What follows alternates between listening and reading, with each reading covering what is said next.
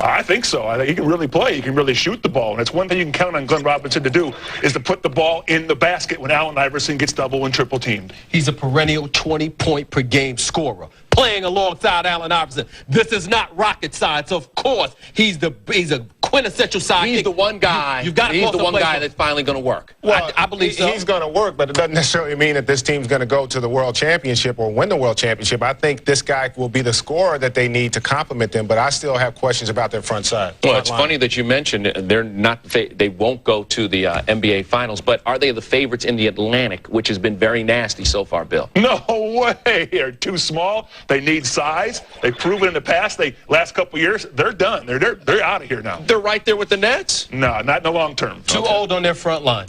Too old on their front line. The Nets have to be the favorite in the Atlantic Division. Last time I looked, Samuel Dellenberg was a pretty young player, very athletic, very energetic. He has not had an opportunity to really come into his own. You act like he averages 30 minutes. You don't need to average 30. You know, what he needs to do is complement those front court players and that back court. If he can do that, that could be a very explosive team. Is Philadelphia going to win the East? Who knows? Oh, now it's who knows. Who knows? Emphatically, they're going to win it. Who won't win it in the Pacific? Philadelphia 76ers take on the Spurs tonight, so we get a look at it, East versus West. So it should be an interesting game, and we can also get a barometer of where they stand. You know what I'm saying? I do. Barometer. It's a big word. We'll get one. The game is on the way as Tim Duncan and the Spurs take on Philly. Allen Iverson and the Sixers coming off a win and trying to keep that rolling tonight as they host the defending champs. The Spurs feeling the impact of Tim Duncan's return. They're 2-0 since their big man has been back. Iverson, Duncan, primetime basketball.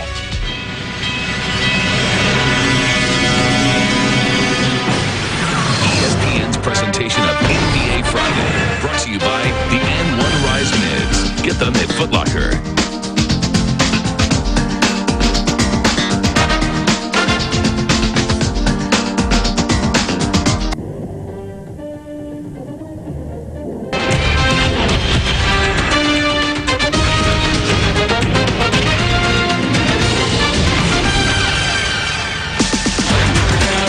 Welcome to Philadelphia. We're today outside a cold one with a stiff wind.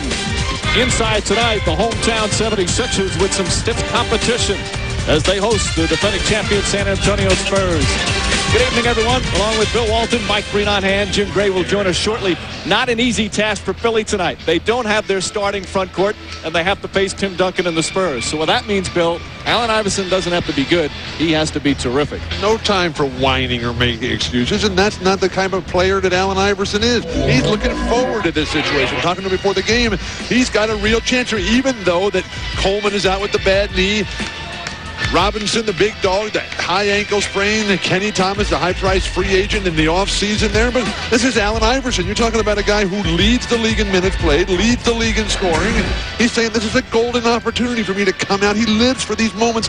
Look at this arena. This place is packed. They are ready to go. They want to see an incredible show by Allen Iverson. I fully expect that. At least 50 points. I'm hoping for 50 shots. We shall certainly see. Meanwhile, while the Sixers are all banged up, the Spurs are getting healthier. Tim Duncan, Tony Parker played the last couple of games. Parker gets the task of having to guard Iverson. The good news for San Antonio is they're coming off their best game of the season. Tony Parker talked to him before the game. His ankle's feeling better and better all the time. The minutes are coming up. The point productivity, no pain whatsoever. When we asked Greg Popovich before the game who was the faster between Tony Parker and Allen Iverson, it really took him quite a while to think, hey, who is this? We're going to find out tonight. It'll be a fun matchup to watch.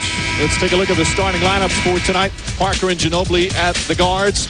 Bruce Bowen, the small forward, Duncan and Nesterovic in the middle. No letdown, pounded inside, control the paint for the Spurs. Eric Snow and Allen Iverson at the guards. And again, a different front court with McKee, Mark Jackson, and Samuel Dellenberg. Mark Jackson and Dellenberg come play. They haven't had a chance yet. This is a golden opportunity on the biggest of stages.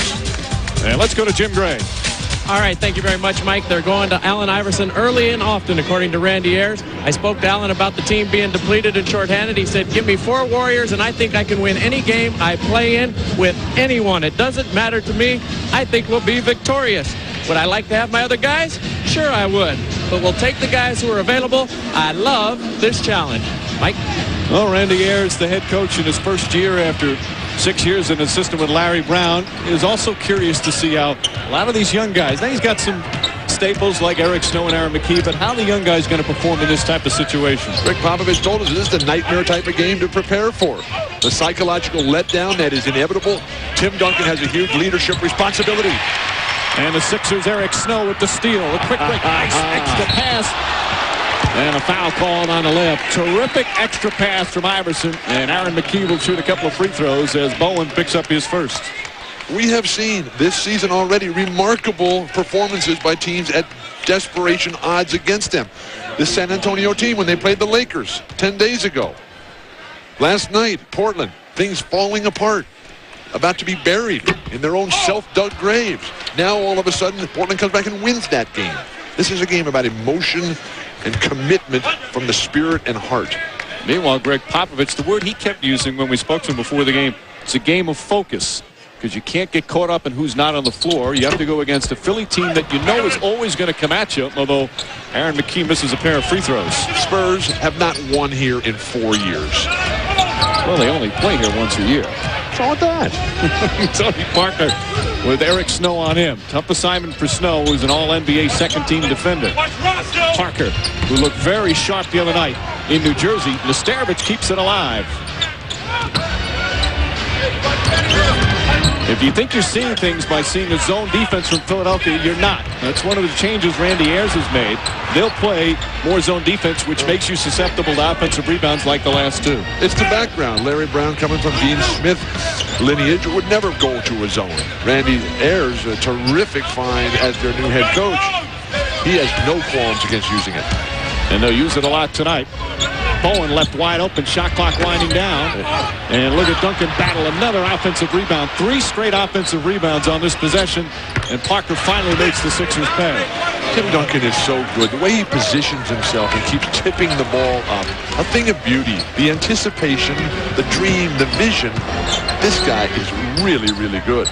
Mark Jackson, who could be a big plus for this team if he plays with the kind of consistency that he's really lacked at some point in his career, but he's going to get some minutes this year. This is a real chance for Jackson, who played his college ball here at Temple, for the legend, the Hall of Famer John Chaney, to make his mark on this league. Excellent spacing and ball movement, and Ginobili can't connect. Nesterovic, the offensive rebound. Another one blocked by Eric Snow. Still Spur ball. Philadelphia is quicker to the ball. They are outworking San Antonio right now. San Antonio thinks that the Sixers are going to come in and lay down. They've got another think coming to them. There's a tremendous amount of pride reflective in the grittiness of this city. Although the way the Spurs are banging on the offensive boards, they're ready to play. They've come out. You see the offensive rebounds already, and we played just 2 minutes. Parker wide open. And Tony Parker with his second field goal. But the offense is just not there. It's not fluid right now. All the zone opportunities that they're going to be presented for San Antonio. Bowen, Nesterovic, Parker, Ginobili, the guys off the bench, Turkoglu, Ori, they're going to have to knock those shots down. Nice pass from Eric Snow and Samuel Dellenberg, who's had the best 3-game stretch of his brief career with a nice finish. McKee pokes it away. But Eric Snow is making it happen. He's coming off a game. He had 13 points, 11 assists, 4 steals, and a thriller down in Washington on Tuesday night. Able to get down the lane here. No step up whatsoever by Tim Duncan. You'd think you want to make that guy turn back, Eric Snow. Eric Snow and Aaron McKee are they're just 2 winning basketball players that every coach would love to have. And they'll play with the inspirational fire to get Dallenberg and Jackson going. Another block shot by Dallenberg. And it looked like Iverson may have got a piece on the way up. The defense has been strong for Philly here in the early minutes. Snow. And Nesterovic already doing an excellent job on the boards. He's got 3. Always transition against Tony Parker. You got to have it. Parker. Ginobili keeps that alive. And diving for the loose ball, and Ginobili comes away with it. We're seeing a spirited performance by the Sixers right now. Can San Antonio respond early enough to get this crowd out of it? Ginobili, a lot of 3-pointers early. And Eric Snow helping out. Quick outlet, not a smart pass, but McKee able to come away with it. Iverson for 3.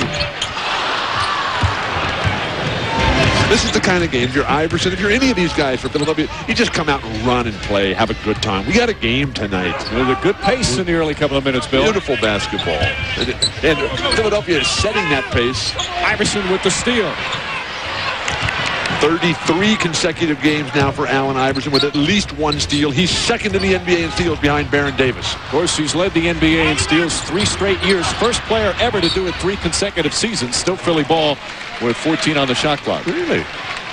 Say that one more time. First player to lead the NBA in steals 3 consecutive years.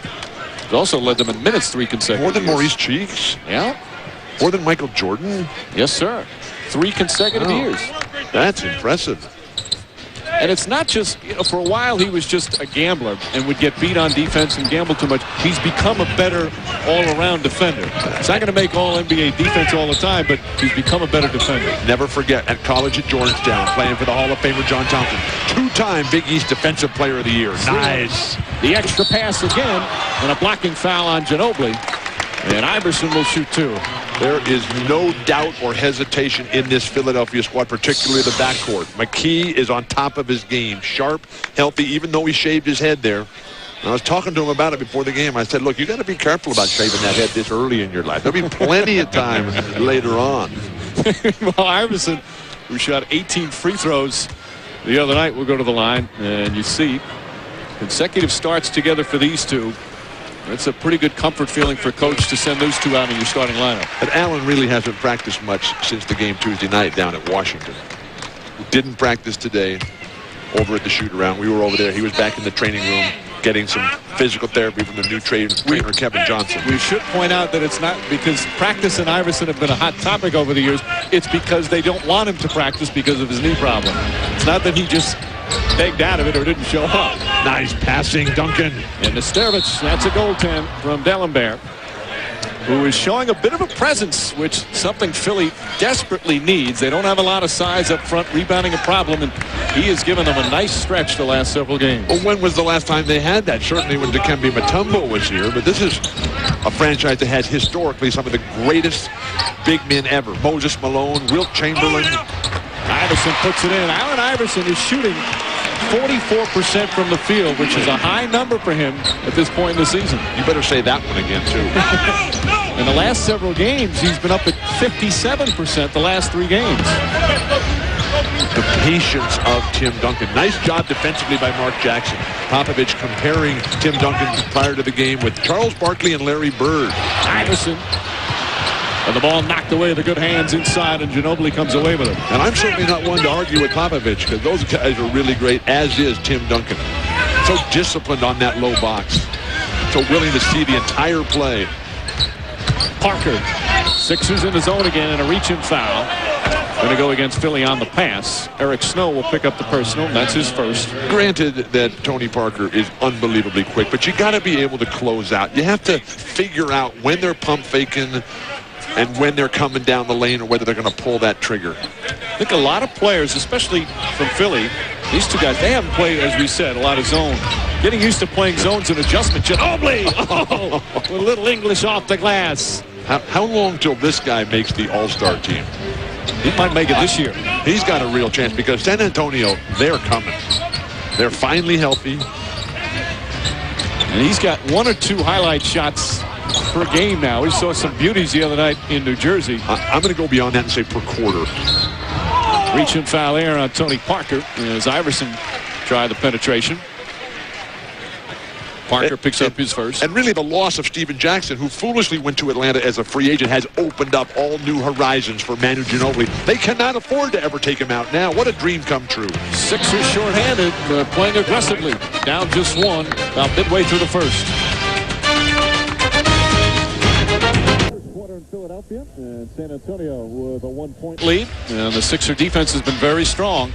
When you're playing shorthanded, Mike, you've got to come with extra determination, commitment to the defense, poking the loose balls away. Iverson, Eric Snow, Dallenberg touched up beautifully, and the transition opportunities created. When you got 3 guys like McKee, Snow, and Iverson coming at you, you are going to get layups and free throw opportunities time and time again. Stats update, the Spurs are pounding Philadelphia on the board, but the Spurs are a great rebounding team, and the Sixers are one of the NBA's worst. They have been out-rebounded in 6 of the 8 games. And remember, Philadelphia only won 1 home game this year. See Randy Ayers, who is preaching defense like Larry Brown did, but playing more zone. Randy Ayers, who didn't make it as a player in the NBA, has now made it as a head coach. Ayers was drafted way back in 78. The Bulls picked him, third-round pick, but he got cut and wound up playing for the Western Basketball Association. The Reno Bighorns was the name of the team he played for. As Iverson jacks up a three. Please be careful when you say way back in 78. I'm sorry. I'm starting to feel the same way. Duncan blocked. Rejected by D'Alembert. How long Joe Samuel D'Alembert moves up the league standing in blocks per game. Got to hit a jumper there. Ginobili tried to draw the charge. Officials let him play, and Aaron McKee, who has been shooting great from three-point range early in the season, but struggling from the two-point area, knocks that one down for two. I'm just happy to see Aaron McKee and Eric Snow healthy. They are looking fierce and determined. Beautiful layoff pass. Bowen wide open. Oh, Spurs have had good open shots. Have not been able to hit them so far. Bowen hits that three, and San Antonio back up by two. If you're San Antonio, I think one of the keys is to try to get Philadelphia in foul trouble. They don't really have any guys on the bench over there except in street clothes. Duncan, get to the hoop and get to the free throw line. Put all kinds of pressure on Randy Ayers. They've only dressed 9 players for tonight. Eric Snow, tough shot from Snow. But they're naming themselves the City Line 9. That was enough down in Washington. What a game that was. Including some extracurricular activities between D'Alembert and Gilbert Arenas, the budding star for the Wizards. The foul that time on Mark Jackson. D'Alembert was later after the game was called for a flagrant foul on an elbow that whacked Gilbert Arenas in the mouth. But D'Alembert said it was accidental. Sure you're going to say that's accidental. Well, what's Gilbert Arenas doing going over to the Sixers locker room? Uncalled for there. Duncan, nice shot in the paint, won't go. Mark Jackson was battling him, and last touch by Duncan. 76 was very aggressive to start the game. All you want in life is a chance. We're seeing it from Jackson. We're seeing it from D'Alembert. You know you're going to get it from Iverson, Snow, and McKee. What a squad, what a game. Meanwhile, Duncan 0 for 3 to start. Iverson with Bowen on him now. Ball knocked loose. Jackson blocked by Nesterovic, and Bowen picks it up. Continues to improve. Nesterovic had 6 blocks the other night and 11 rebounds in his best performance in the young season in terms of what San Antonio wants. This guy's growing by leaps and bounds in front of our eyes. Granted, he had a lot of room to grow. Tim Duncan gets that first field goal. Already had 6 lead changes as the Spurs back up by 2. Tim, reluctant to be the leader that David Robinson was. Greg Popovich saying they're still looking for that father figure on that squad. It ultimately has to be Tim Duncan. He has improved a lot along that area. Wild shot from Iverson. Jackson keeps it alive. Tell you what, I'm impressed with Jackson and D'Alembert in the early going. How tough they're playing. They're playing a smart game. And they're not intimidated whatsoever by the world champions. Ginobili, bad shot. Nesterovic can't save it. Philly ball. Almost the kind of one you want to lay off to your teammate. There were so many guys lunging at Ginobili, who's going to the bench right now. Hedo Turkoglu checking in. We're told that he's feeling much better after having some stomach and food poisoning problems Wednesday night's game at New Jersey. Malik Rosen as well. Yeah, he's had a rough couple of days. What's one of the terms? He has been hurling quite a bit lately. It's a nice way I think I can put it, Bill. A kinder, gentler Mike Green. Jackson gets it. Second chance. Goes right at Duncan. Mark Jackson. Very strong start.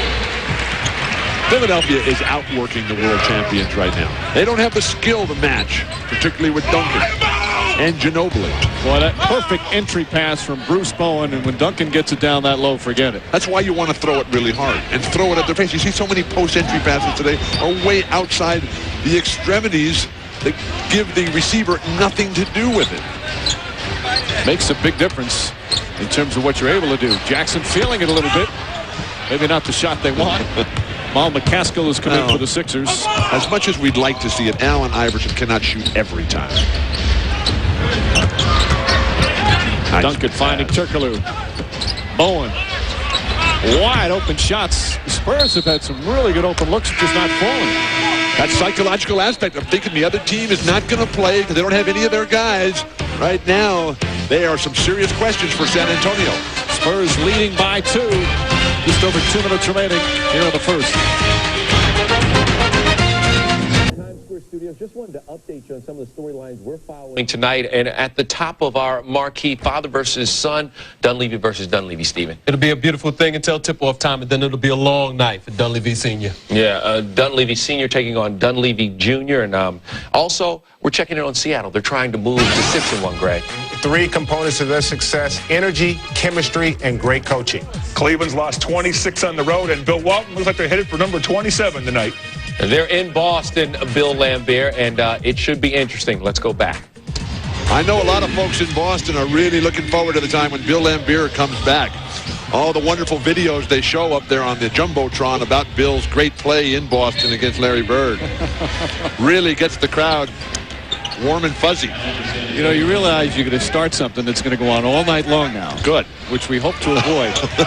Spurs in the zone. As Greg Popovich told us before the game, he's going to play some zones. I want Lambert to come out of the safety of the studio. Iverson can't get it to go, and Mark Jackson with another offensive rebound draws the foul, and he'll shoot 2. Early on in the game, it was all San Antonio, particularly Tim Duncan on the offensive glass. They had 6 early on to none for Philadelphia, but right now Philadelphia has come back with 4 consecutive offensive rebounds to get back into it. So Jackson to the line. This is Jackson's first year in Philly. As you see, the starting front court all out with injuries for Philly. Those guys in the game. A reminder, will Tim Duncan and Allen Iverson return as All-Stars? Your vote counts. Go to the All-Star ballot on NBA.com right now. Jackson coming across from Minnesota in that 4-team, 6-player deal. Duncan's got some blood on him.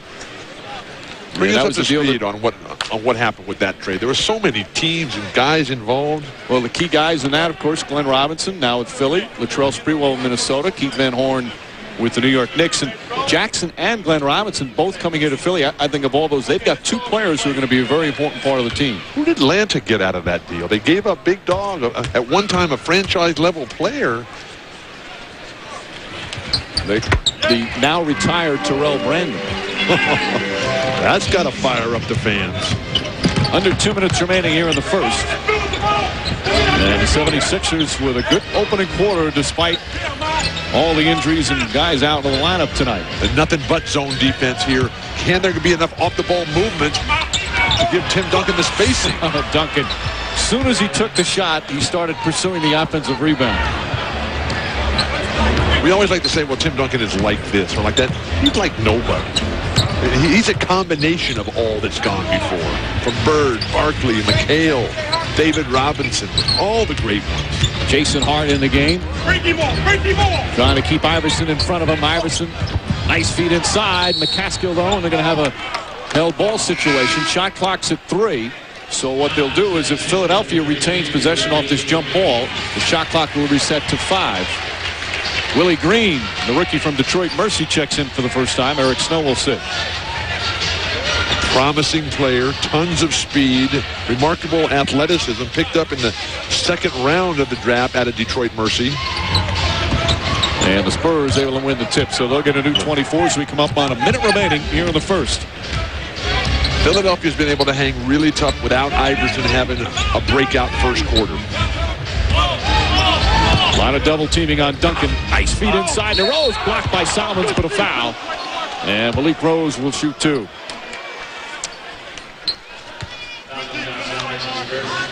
Malik Rose, who is from Philadelphia, went to college here at Drexel, now residing in San Antonio. The world champion opened up his own Philadelphia cheesesteak restaurant. Needed Alamo Quarry there. Needed 57 tickets for tonight. 57?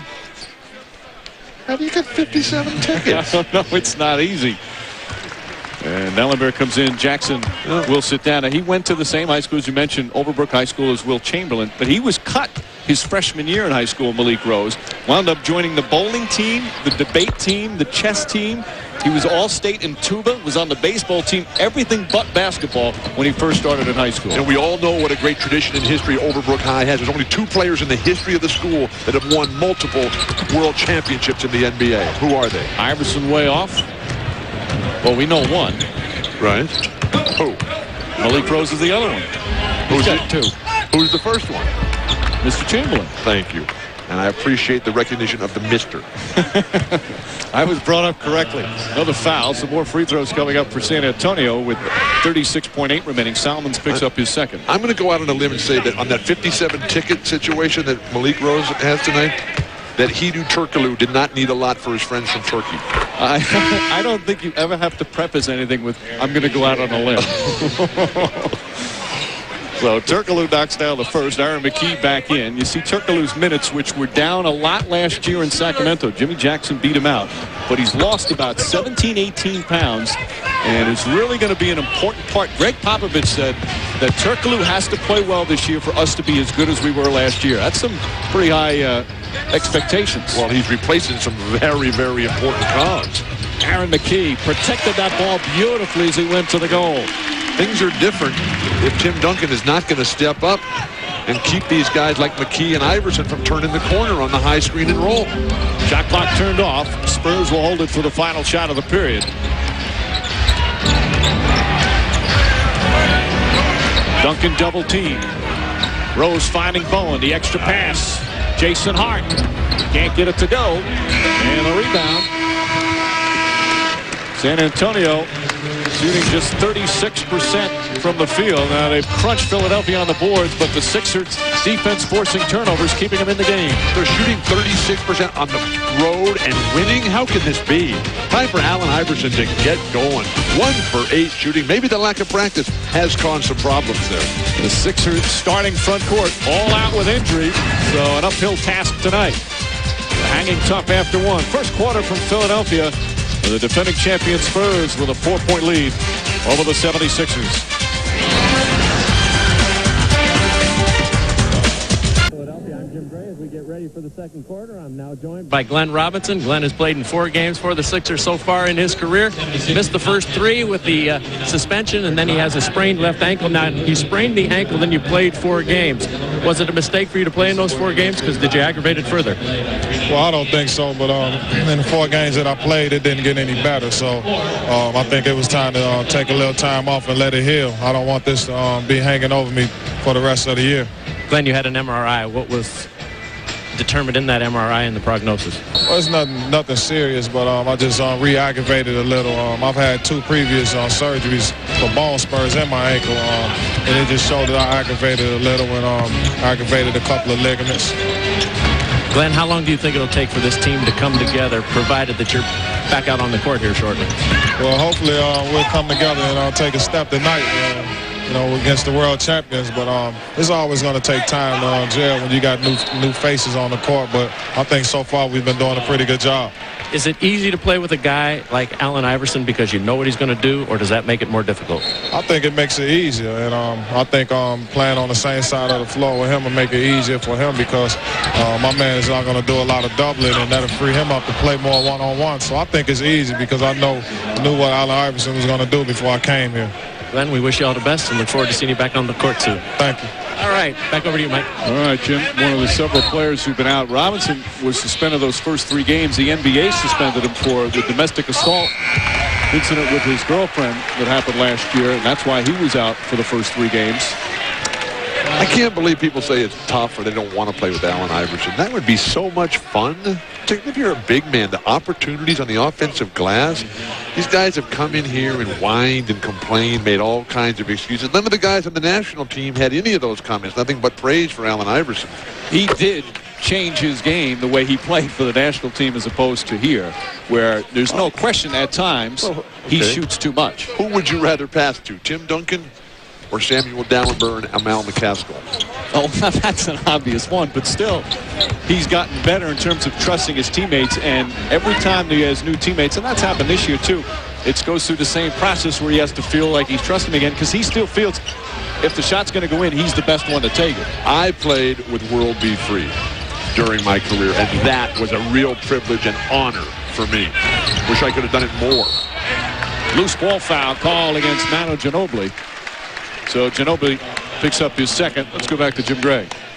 Mike, well, you guys are talking about the national team, the USA basketball team, and I spoke to Alan about it before the game. He said it was easier for him to augment his game and to change his game and to fit in there because there were so many guys he could throw it to, and it was easier for him to fit in because all of the attention wasn't on him. He said, when I'm playing with the Sixers, most of the attention is on me. And because all of the attention is on me, and I don't have a lot of places to go sometimes with it, you know, it makes it much more difficult. So I was able to change my game. He said, I hope as we go on here with the Sixers, with these new players, I can augment and change my game, and I can give them the ball, and I can trust them. Mike? Well, he shot 56% for the team in those games during the summer, so his shot selection was certainly a lot better, as Dallenberg will now shoot a couple of free throws. But all these guys who have come in here, Stackhouse, Larry Hughes, Tony Kukoc, Matt Harpring, just couldn't get it done. And right now, if you take the numbers from the big dog, Ben Robinson, they are the second highest scoring duo in the NBA behind Rashard Lewis and Flip Murray,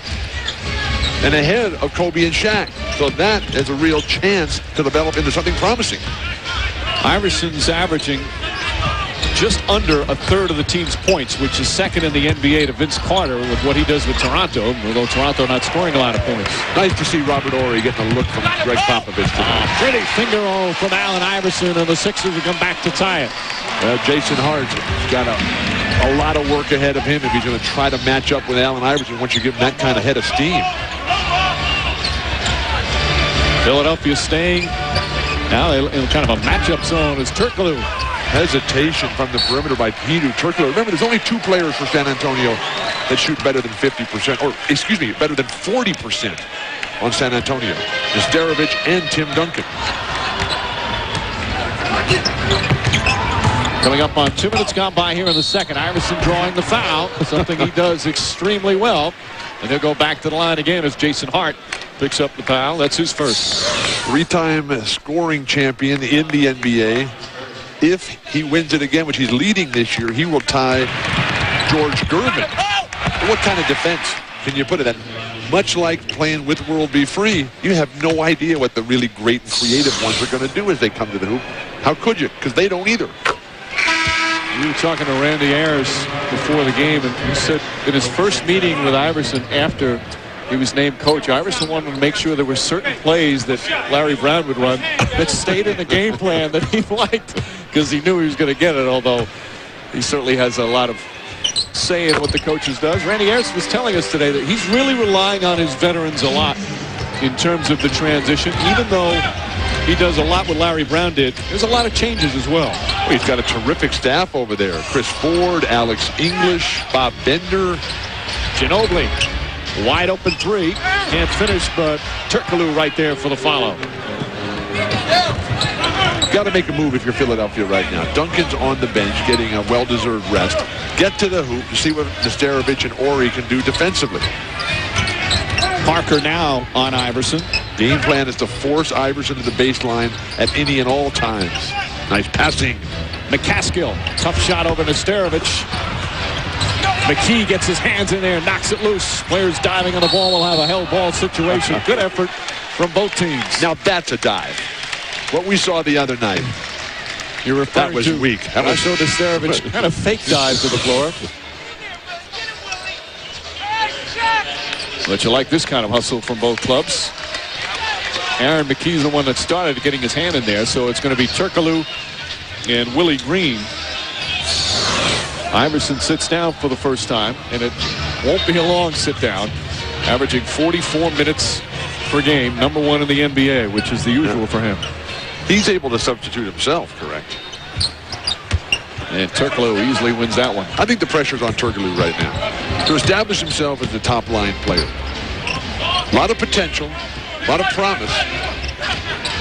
Got to happen this year. That's a traveling violation. And the officials agree. Another turnover for San Antonio, their 5th. You mentioned the weight loss of Hedo Turkoglu. He picked up that extra weight. He's always been in pretty good physical shape. He hurt that knee over in the European Championship. He's wearing the sleeve on it right now. So he won't be the first guy that's ever put on a few pounds because of injury in the offseason. But they like his progress, especially defensively. The patience of Greg Popovich. Aaron McKee, nice feed. McCaskill, though, lost it. You got to get in the air. Get to the free throw line. You come in strong when that bodies are flying. You have to put your body in harm's way. Eric Snow on Parker. Eric Snow, one of the better perimeter defenders in the league. Turkoglu can't hit, and D'Alembert pursues the rebound. A loose ball foul, however, is going to go against Eric Snow and the Sixers. And Snow is not happy. Remember when San Antonio used to be the best three-point shooting team in basketball? They've got a lot of adjustments to make over there right now. Timeout early second quarter. Coming up next, we'll check in on the Sonics and the Pacers. We're all tied here in Philadelphia. Kevin Frazier in the studio. It's best in the West versus best in the East. And how about Ronald Flip Murray? He has 11 points in the first half. He is on his way to his 7th straight 20-point performance. And how about a retread in Old But Tasty? Reggie with 11 points. Sonics trailing the Pacers. Sonics, of course, 5-1. That's the best record in the NBA. But the question, Bill Walton, are the Sonics for real? I think so. Howard Schultz, the Starbucks owner who owns the Sonics, he came out, made the boldest move when he got rid of Gary Payton. The team chemistry was horrendous in the declining years of Gary Payton. Now everybody's having a fun time. They want to be there. It's upbeat. It's positive. Brent Berry, Rashard Lewis, Flip Murray, the big guys are coming along. If you're not having fun playing basketball, it's never going to work. You've seen it tonight here. The Sixers are out enjoying themselves immeasurably, and that's why they're tied with the Spurs. The Sonics, one of the fun teams early in the season to see a team come out like that and play well. They're in shape. They're passing the ball. They're running. And if they keep playing the Clippers every single game, they might win that 50 that they're talking about up there in the Emerald City. It'll be tough to win 50 in the West, but they're off to a superb start. But Nate McMillan is fabulous. Parker. Good job contesting the shot from McCaskill, but Parker nails it with him right in his face. Do you want to play as much zone defense for Philadelphia with Tim Duncan on the bench? Granted, you still have to protect your big guys from foul trouble. Spurs back in a man-to-man. Eric Snow can't connect. Ginobili, good rebound. Oh, what an outlet pass. But good transition defense from the Sixers. Ginobili's calling for a lob. He won one every time down the floor. Good hands from McKee. Last deflected. Still Spurs ball, 11 on the shot clock. Manu Ginobili reminds me so much of my ex-teammate from the world champion Portland Trailblazers, Bob Gross. The athleticism, the movement without the ball, the fearlessness, the sense of extreme optimism. Gross, a member of that NBA championship team. Kyle Korver, the rookie from Creighton in the game. Ginobili, a little off balance. But we never let Bobby Gross shoot. That was not nice. Once in a while. We never did. Spurs by 3. D'Alembert. And Turkoglu comes away with it. Turkoglu banged his knee after that. Comes away wincing a little bit, but he seems okay. Esterovich, nice feed to Horry. And he's fouled down low. Excellent pass from the big man as the rookie with his first personal foul. Kyle Korver. This is what they're really hoping from Rashard Esterovich, that he can play that high post, because the interchange between David Robinson and Tim Duncan was remarkable, a thing of beauty, day in, day out. If this guy can get the sense of playing at the world championship level, they've got a chance. I would like to see Esterovich spend a little bit more time in that weight room. Meanwhile, Horry, who did not play the last game, but it's just a matter of the flow of the game and the matchups. He's playing tonight. Go to the line. It's the first tonight on ESPN, the second game of our doubleheader. We'll go to Denver, Carmelo Anthony, and the Nuggets hosting Tracy McGrady and the Orlando Magic. And tomorrow night on NBA TV, the Sixers in Cleveland against LeBron James and the Cavs. And next Thursday on TNT, San Antonio in Dallas and Orlando in Phoenix. Coach Jeff Buzz Delic for the Denver Nuggets challenging publicly Carmelo Anthony to bring it more, saying you're good enough today as a rookie to get a double-double every single game. We're going to have to see how that develops in the second game tonight. Nice drive from Willie Green. The loose ball foul is going to go against D'Alembert. That's going to be his first. D'Alembert from Haiti, moved as a high schooler up to Montreal for playing college basketball. Samuel D'Alembert at Seton Hall for Tommy Hamaker.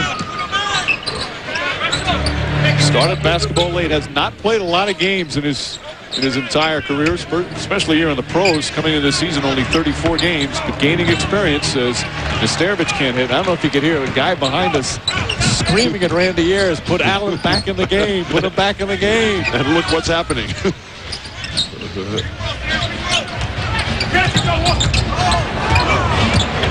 Things falling apart for Philadelphia. Disorganized. Korver knocks it down. The rookie, Kyle Korver. That's the one thing he can do.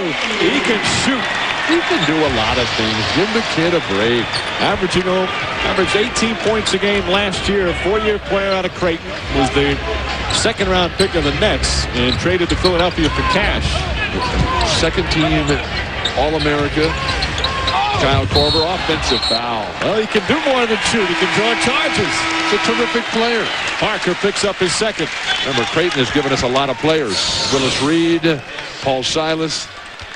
Fortunately, they've also given us Benoit Benjamin. Nice stroke. And comes right back and does it at the other end of the floor. Meanwhile, Iverson does come back in. Mark Jackson comes in. D'Alembert will sit. Duncan, as you see, back in the game as well. Look at the bounce in D'Alembert's step. He's just running over to sit down. 4 points, a rebound, and a block shot from D'Alembert. And tons of time spent in the air. Maybe needs to get a little bit more selective. Iverson goes at Bruce Bowen, trying to draw the foul, and he does. Bowen looks up, says, not I. But Iverson will shoot two, and it is called against Bruce Bowen. That's his second. Allen Iverson, third in the scoring race last year behind Tracy McGrady at 32, Kobe Bryant at 30. Allen Iverson has been over 30 plus so many times. Still has a long way to go to catch Michael Jordan at 10 scoring titles. Allen with 3, Wilt with 7, Gervin just one ahead of Allen Iverson with 4. Iverson, number 1 in the NBA in scoring, number 1 in minutes, number 2 in steals, and he's number 11, Bill, in assists this year. And you were the one who was saying he's got terrible shot selection. No, I never said those things. I said he shoots too much sometimes. I've got a TiVo disc right over here. We're going to bring this back up at halftime. You wouldn't know how to use TiVo. Because I know I can't. Defensive 3-second, and that immediately gets Randy Ayers and the Philly bench up. They're upset, but a technical foul call on the Sixers for the defense. Just past the midway point, second quarter in Philly. Spurs lead is only 1. Center, the Spurs tenuous 1-point lead. We have Sean Garcia here tonight as a guest of the Philadelphia 76ers, who do more than most of the NBA teams in terms of making little people's dreams come true. Sean is a 16-year-old from here in Philadelphia, diagnosed a year ago with a brain tumor. He's here as a guest tonight of the Make-A-Wish Foundation, and the foundation has just been absolutely great in conjunction with the 76ers. And before the game, that's his dad, Charles, on your right. Sean had a chance to meet with Allen Iverson and a number of the other players, Robert Horry, Tim Duncan, and it's just great to see these NBA players giving back and making other people's dreams come true. The Make-A-Wish Foundation, they do some special things, and Sean, a special kid that we'll keep in our prayers as he watches Allen Iverson in the Sixers. He's got a Sixer jersey on. Get to see the NBA's MVP talking with referee Derek Collins, and off the technical free throw on the defensive 3 seconds, Ginobili will go. Think Tim Duncan can be MVP this year and become the 4th player in league history to win 3 straight, joining Wilt, Russell, and Larry Bird? Would you like me to answer that, or is that rhetorical? I never ask a rhetorical question. All right, that's good to know. I think he has a chance, yes. What does rhetorical mean? We're just past the midway point of the second. I know what. The only guy close to him right now is Shaquille O'Neal. And that is going to be a heck of a race because the Lakers, even though the Spurs are the world champions, even though the Spurs are surging right now, the Lakers are still playing the best ball in the NBA. Oh, nice backdoor cut. Iverson with a perfect pass, and Aaron McKee puts it in. And I think so much of that MVP race is going to come down, as it did a year ago, to who's got the best regular season record. San Antonio winning that on the last day of the regular season. McKee fights over the screen, but he's going to be called for the foul. And McKee says, wait a minute, I got bumped as I went over. He did a good job fighting over, but he gets called for his first foul. I love the competitive greatness of Aaron McKee. slicing down the lane, movement without the ball. Manu Ginobili, careless defense. And you got Tim Duncan behind you. Force him to Tim Duncan. He's got a great shot blocker. Robert Horry's a fabulous shot blocker. Parker, quick trigger on the three. Horry keeps it alive out to Ginobili. Here comes Manu Ginobili. We're seeing hesitation for the first time out of Manu Ginobili since the Laker breakout game a week ago last night. Well, part of it, Sixer defense has been real strong. That's the second travel call on Tony Parker. You know, the Spurs, early on, were moving the ball well. Now we're a little frustrated by this zone. Randy Ayer's done a nice job mixing things up. They're making San Antonio think right now. And again, the psychological letdown that comes when you got so many players out. Derek Coleman, the big dog.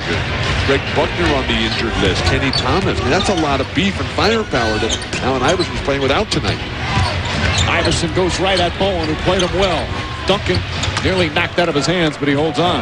Allen's thinking about getting to the line as opposed to making shots. Sixers now back in a man-to-man. Ginobili, tough shot, and a foul. Manu Ginobili, good aggressive move to the basket and a chance for a three-point play. Remember in our pregame meeting when we asked Popovich who was more important, Tony Parker or Manu Ginobili? His answer was, they both pale in comparison to Tim Duncan. I'm not going to worry about the other guys. He also told he wouldn't answer that question. As Ginobili can't hit the free throw. Aaron McKee the rebound. Aaron McKee is playing really well, and the reason's plain and simple. He's healthy. The Sixers have not been a healthy team the last several years, and McKee's one of them that's always banged up. Oh, Iverson, speaking of getting banged around, he yells at Jimmy Clark, who yells back at him. Defense was right there. They stood and held their ground. And offensive foul, or did he step out of bounds? We have not seen the blazing quickness from Tony Parker that we've come to expect. And right now, Greg Popovich is going to have to talk this over in a timeout. Parker stepped out of bounds, so Sixers will get it back. Down the lane. Allen Iverson continues to be right-handed as he promises to be throughout the game. Spurs, the world champions though they are, the short-handed Sixers, giving them everything they can handle. Iverson with 11 points, Philly within 2. Hey, coming up at the half, we'll have scores and highlights as we run the fast break. And also, we'll talk to Carmelo Anthony. He'll join us live. Mr. Philadelphia, your thoughts on this game so far? I'm not surprised. San Antonio is a stellar defensive team. The Sixers are a struggling offensive team, to be kind. I'm not surprised at what I've seen thus far. Well, it's not as if San Antonio has become the juggernaut offensively of the Western Conference either, so this is about what you should expect. Yeah, I want to see more up-tempo. Let's get up and run down the court. Too low scoring. All right, these guys will be back with their opinions and their support for scoring being up in the NBA in just moments. Carmelo Anthony headed to the interview room because he's going to talk to us in moments, and then he'll play in the second game of our doubleheader, the Magic and the Nuggets. Meanwhile, here in Philadelphia, fans enjoying Friday night and seeing their Sixers hang tough with the defending champion Spurs as they trail by 2, 4:04 left here in the second. Of course, Randy Ayer's taking over for Larry Brown now in Detroit. Ayer's last 6 years an assistant under Larry Brown, and Billy King, the general manager who hired him, said he was really impressed in his interview because Ayer said, I'm not just going to do what Larry did. I'm going to make some changes. I've got a plan. And King was really impressed with that he had a plan. Yes, he was going to take some of the things that Larry Brown did. He was a big influence, as you see Billy King. But he also had his own ideas, and King said that was a big part of why he picked him to be the next head coach. Billy King is a head coach at all levels.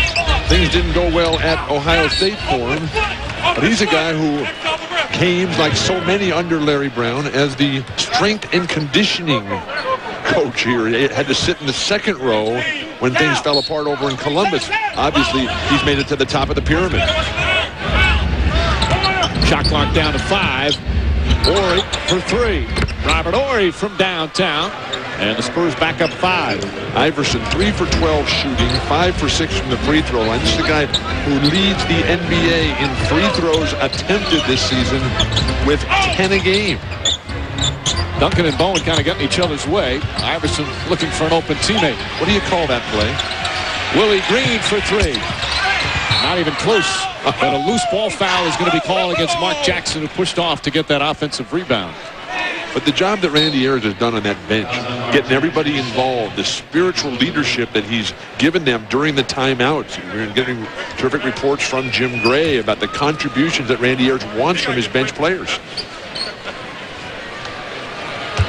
So he's still trying to figure out his team because, again, with all the injuries, doesn't know exactly the different combinations that he wants to work with, but some of the changes he wanted to put in. He wanted to play more zone. He wanted to play Allen Iverson at the point a little bit more than he'd had in the past. Let's go to Jim Gray. Hey, Mike, I thought it was interesting when we were talking to Randy today when he told us that he still talks to Larry Brown quite a bit. Calls him from time to time, wants to bounce things off him, wants to ask him about certain things and certain situations, and Larry's quite receptive, but I just found it interesting that they're still in touch.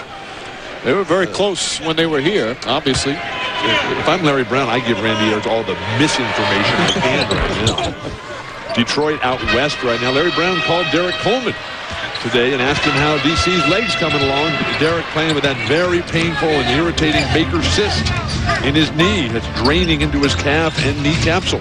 Largest lead of the game here in the first half for the Spurs, up by 7. Iverson, Dallenberg not ready for the pass. Poor spacing. Gets inside, can't finish the dunk.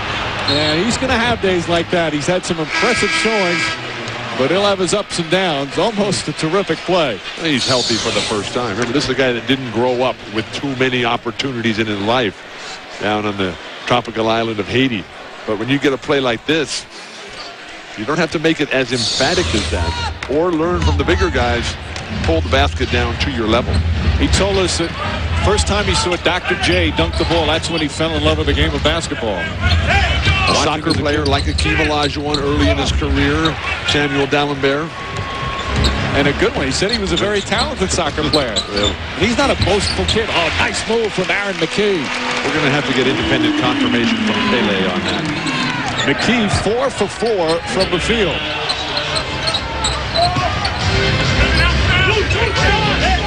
Duncan with Jackson on him. Bowen backdoor. Dallenberg throws it back. Iverson shuffle pass to Snow. Eric Snow. And a foul. Oh, beautiful fast break. And the Sixers within 3. The toughness, the grittiness of this shorthanded Philadelphia team, starting with the great block by Dallenberg, who says he was a midfielder and forward in soccer, this time showing like he's the goalie, pushing it all back, the underhand scoop. Tim Duncan don't really see where the foul is. Maybe Tim Duncan has an argument that Eric Snow leaned right in with his shoulder into Duncan's sternum. Second foul on Tim Duncan. Iverson, meanwhile, with his 4th assist. He's averaging almost 7 per game. Snow completes a 3-point play and a 2-point game now. And that from the same guy who called out Allen Iverson as a blatant gunner earlier in this game. Duncan blocked, but a goaltend. That was clearly on the way down. Dallenberg, very active though. Spoken from the point of a guard. That's very close. Iverson on a pull-up. Offensive foul. Pushed off to get the extra space. Iverson not happy as he picks up his first, yelling at Derek Stafford. There is no more disciplined team in the NBA than the world champion San Antonio Spurs. They got a plan for everything. They're so intelligent. The communication from Popovich, R.C. Buford, Bud, P.J. Carlissimo. What a wonderful squad. Bowen. Dallenberg's presence affecting that. Blocked it. And Bowen. Offensive foul again. And it looked like Bowen knocked Snow down. They called Snow for the offensive foul. And a technical foul is going to be called on Randy Ayers for coming on the floor.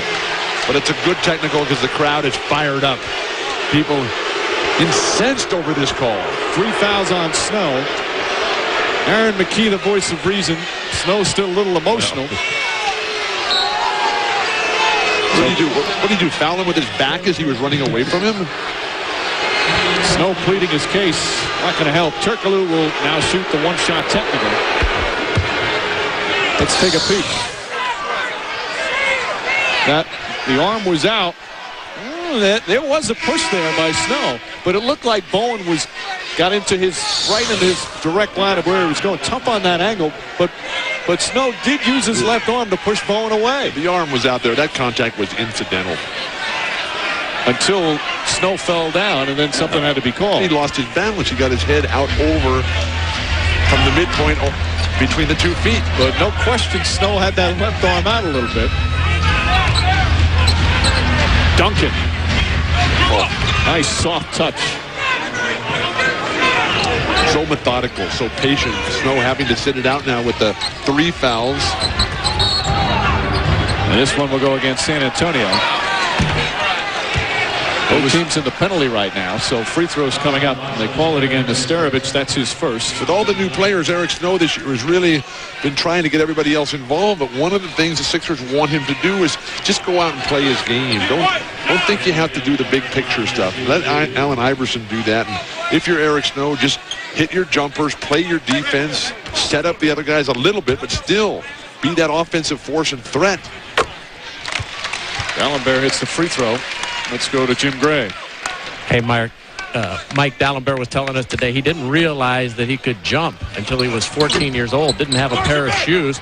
Never knew he could jump. Then he got locked in a gym one day, and he figured out he could jump, and then he started dunking the ball every day. Fractured his knee when he was 16 or 17 years old. He said didn't realize it was fractured for 7 or 8 months. He said when you're in Haiti, he just picks up the foul right there, and Duncan scores.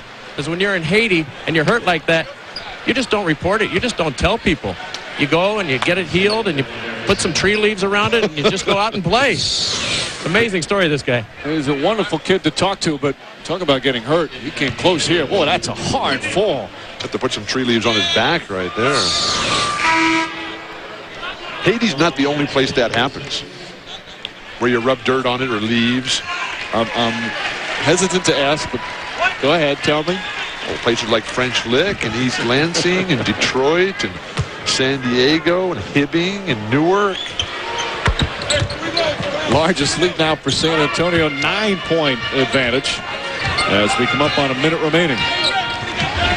D'Alembert, though, shaking up on that play. He went down hard. Trainer Tevin Johnson over the top of him, checking on, make sure he's okay. Iverson with 3 defenders on him. Somehow gets it to go in. Unbelievable.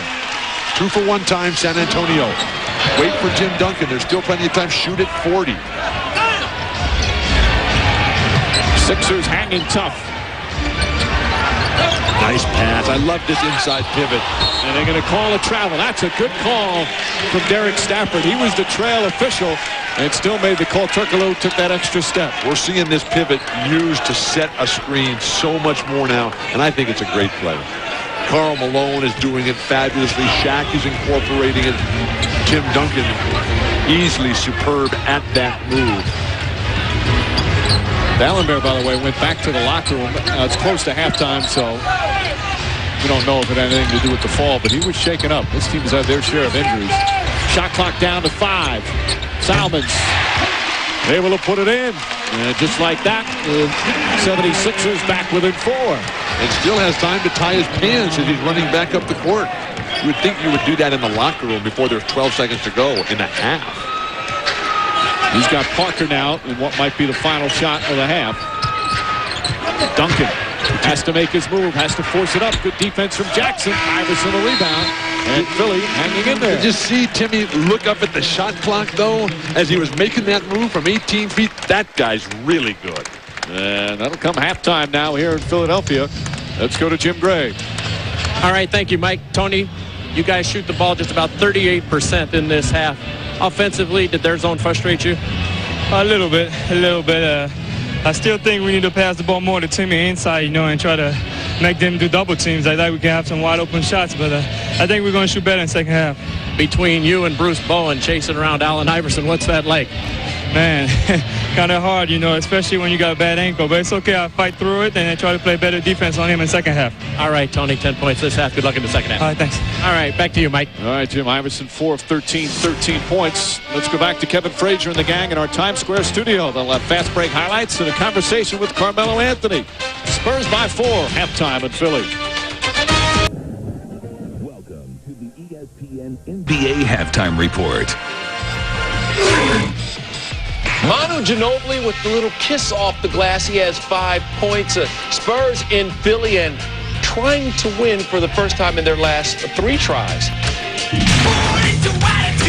Meanwhile, the story, or at least one of the big stories of this young season, has been Carmelo Anthony. He and LeBron James have helped energize the NBA, and the Mellow Man has the folks in Denver a mile high. Plus, the new unis are so much fresher than the old ones. Now, he is averaging 18 points, and if he continues at this pace, he will be the youngest player to lead his team in scoring at the end of the season, because at the end of the season, he will be just 19 years old. 321 days, 321 days, so he will fit nicely into that package. Welcome inside the Times Square studio, Kevin Frazier, Greg Anthony, Stephen A. Smith, and Bill Lambert down there on the far end. We'll hear from them in a second, but let's get right into the mix and welcome in a guy who is really making a lot of noise out in Denver and changing the way people perceive the Denver Nuggets, Carmelo Anthony. Carmelo, thanks for joining us, man. No problem, Kevin. I got a quick question.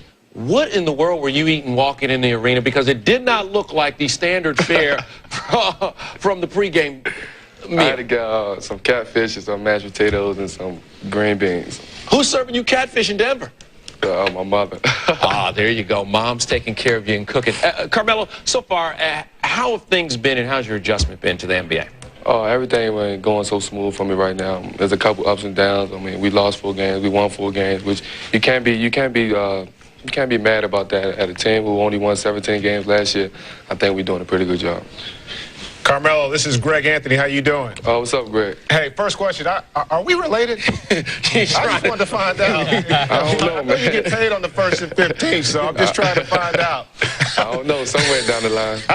Hey, listen, you're having a phenomenal season. Talk a little bit about the challenge that Coach Bizdelic made for you in terms of rebounding, the fact that your numbers are probably down from where you were projected to be coming into the season. Well, at the beginning of the season, Coach Bizdelic, he kept pounding rebound to me. The only thing he wasn't saying nothing about points to me. He was just saying rebounds. In the last couple of games, he consistently keep telling me rebound. I think I've been doing a little bit more better than what I was doing the first couple of games. Hey, Carmelo, this is Bill. It looks like it's so easy for you out there. Has there been anything that you've been surprised about the NBA, or is it really that easy? No, it ain't easy. It ain't easy out there, man. There's a lot of stuff go out there on the court. Hey, Carmelo, this is Stephen A. Let me ask you this question. Before the draft, a lot of speculation was out there about how you would, get acquainted with Denver, how you would acclimate yourself to Denver, being from Baltimore, what have you, because Detroit had the #2 pick. Can you talk about being in Denver, not just with the Denver Nuggets, but being in Denver and the adjustment you've had to make moving out there to the Midwest? Well, coming from Baltimore, coming to Denver, I had to make a big adjustment. Living-wise, I ain't used to like the mountains and just being on my own here by myself all day, every day, so I had to adjust to that. Hey, Carmelo, I want to ask you about your team and how it's coming together. A young team, but you guys are playing very well, and it seems like Coach Bizdelic has you playing up-tempo basketball, the kind of basketball you like to play like you played at Syracuse. Yeah, I like to run. I think that my teammates like to run too, so I think Coach Bizdelic, he just wants us to keep running. It's kind of hard to run like he wanted to run in this altitude, but I mean, that's what I was going to ask you. That altitude has to be rough. Yeah, that's our 6th man. Hey, go ahead. Carmelo, let me ask you this question. A lot of people have been talking about you and LeBron James. Are there any other rookies out there in the league that you've seen that really stand out in your mind that can give you and a LeBron James run for Rookie of the Year honors? Because everybody's been talking about you and LeBron, obviously. Yeah, T.J. Ford is doing a really good job for his team, the Milwaukee Bucks. I watched the game the other day when Miami and Cleveland played. And I think Dwayne Wade is doing a heck of a job this season. I think a lot of people is sleeping on some other rookies that's in this league. Hey, Carmelo, your GM there, Kiki Vandeweghe, one of the great small forwards that's ever played the game. Have you ever had an opportunity to spend a lot of time with him and talk about the fact he was a big-time scorer, you're a big-time scorer, and the similarities? Yeah, I work one-on-one with Kiki sometimes, but I'm majority with Adrian Downey working on my post move because I try to start my game from inside out, so I want to get my post moves down packed so whereas though when I know I'm going to the post, that is an automatic bucket. All right, Carmelo, you know what? Thanks for taking time out as you prepare for Game 2 of our doubleheader. By the way, can you do us a favor? What's up? Can you get us some of that catfish from your mom? Yeah, I'll bring you a plate when we come to New York. When you come to New York, all right, pack it up. Tell your mom to hook it up. Good luck tonight as you guys take on the Orlando Magic, and thanks for hanging out, Carmelo. All right, thanks, Kevin. Carmelo Anthony, and as I mentioned, getting ready for Game 2 of our double dip, and he has been one of the exciting young rookies that is, you know what, you give him time to grow, and I think the kid will be a star. Oh, I think he's already a star. If you look at what this guy's doing out on the floor, I mean, it's pretty phenomenal, the fact that he's come out and they've made him the go-to guy right out of the blocks. All right, still plenty more coming up at halftime. Up next, we'll have scores and highlights from around the league as we run the fast break. Times Square, always alive and jumping. Allen Iverson trying to lead the Sixers and get them back into this game. 8 rebounds, no big surprise. He is the captain of that ship now that David Robinson gone. San Antonio 47-43. A quick update on Jamal Crawford's frightful injury last night in the Bulls game. He has a sprained neck. He is out of the hospital, and thankfully, he will be able to play again. No timetable has been set. All right, let's run the fast break and show you what else is going on in the NBA. We start with Seattle and Indiana, 2 best records in their conference. Ronald Murray, Greg, still flowing. You know what I love about this is the fact that his teammates have so much trust in him. He's already become their go-to guy. Because his jumper's all good. He has 16 points. And speaking of a jumper, all good, old but tasty Reggie Miller with 11 in the first half. But J.O. inside the lane. Jermaine O'Neal and Pacers up big, 75-60. Cleveland and Boston, and Greg in the first half, Tony Petit going to work. Well, I think he's auditioning for a trade right now. There's been a lot of speculation up in Boston. 13 points and 4 rebounds. Meanwhile, Paul Pierce, Bill.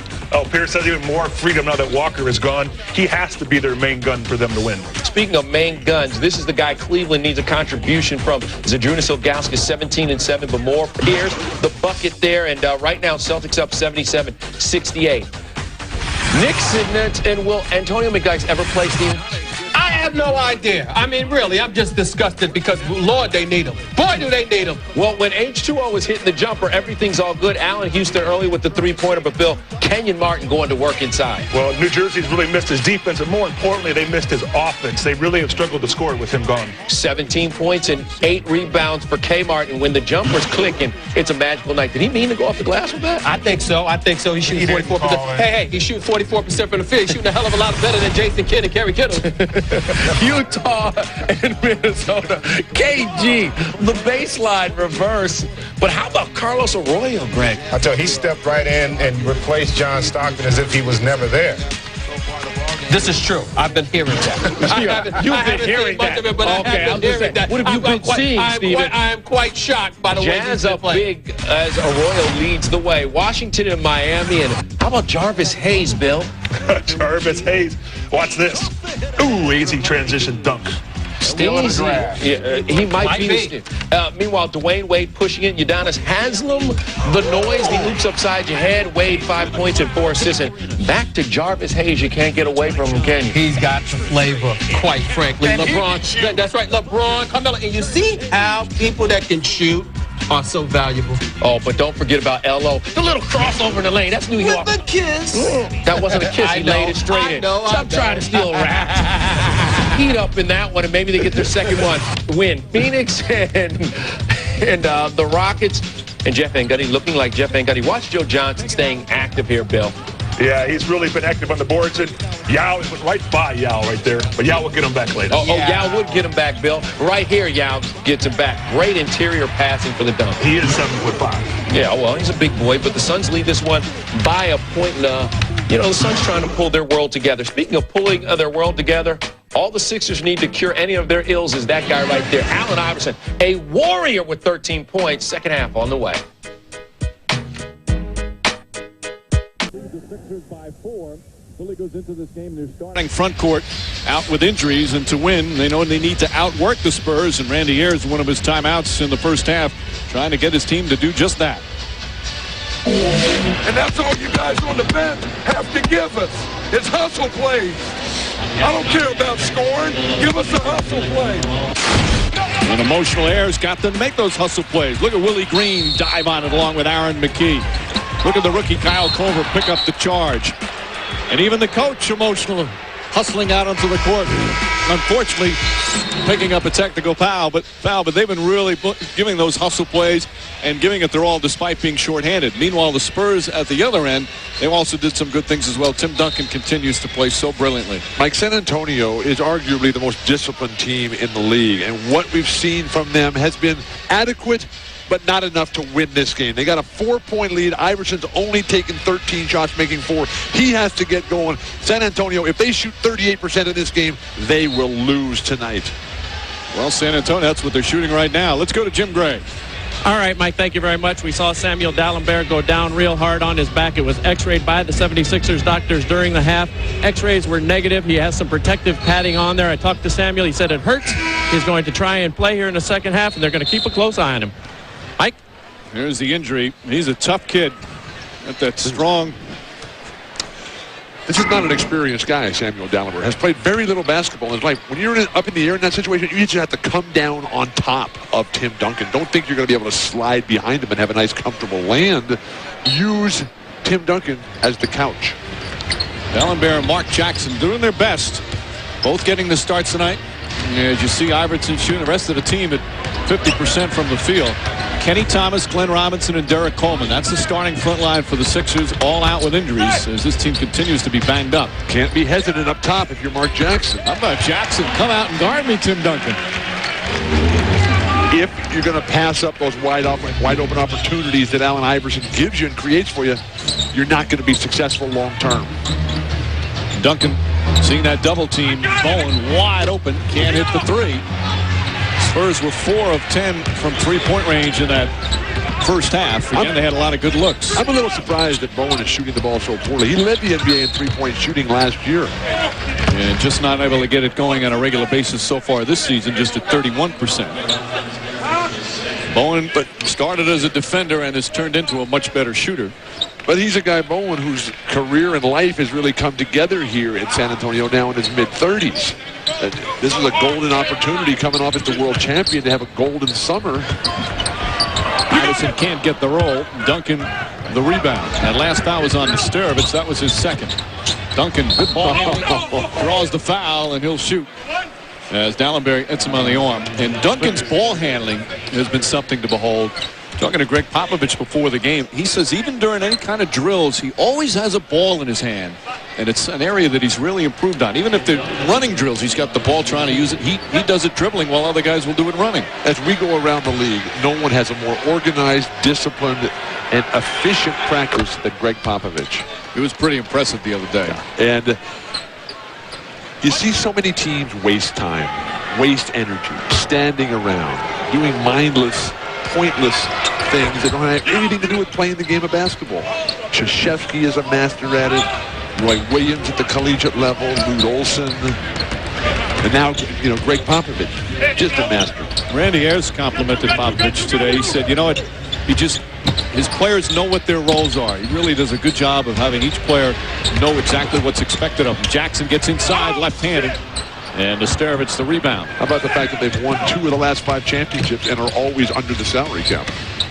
Duncan using the glass beautifully. And the Spurs back up by 6. Time for the spirit and effort that we saw from Philadelphia to start this game. A little flat right now. I think they're a little confident that they were going to have their way just by pushing and outworking the world champions. Iverson. And Dalembert the follow, but the foul originally as Iverson went to the basket, so he'll shoot 2.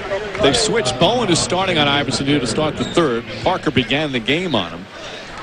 Give him a different look all the time. Make the defenders think, unless you get worn down.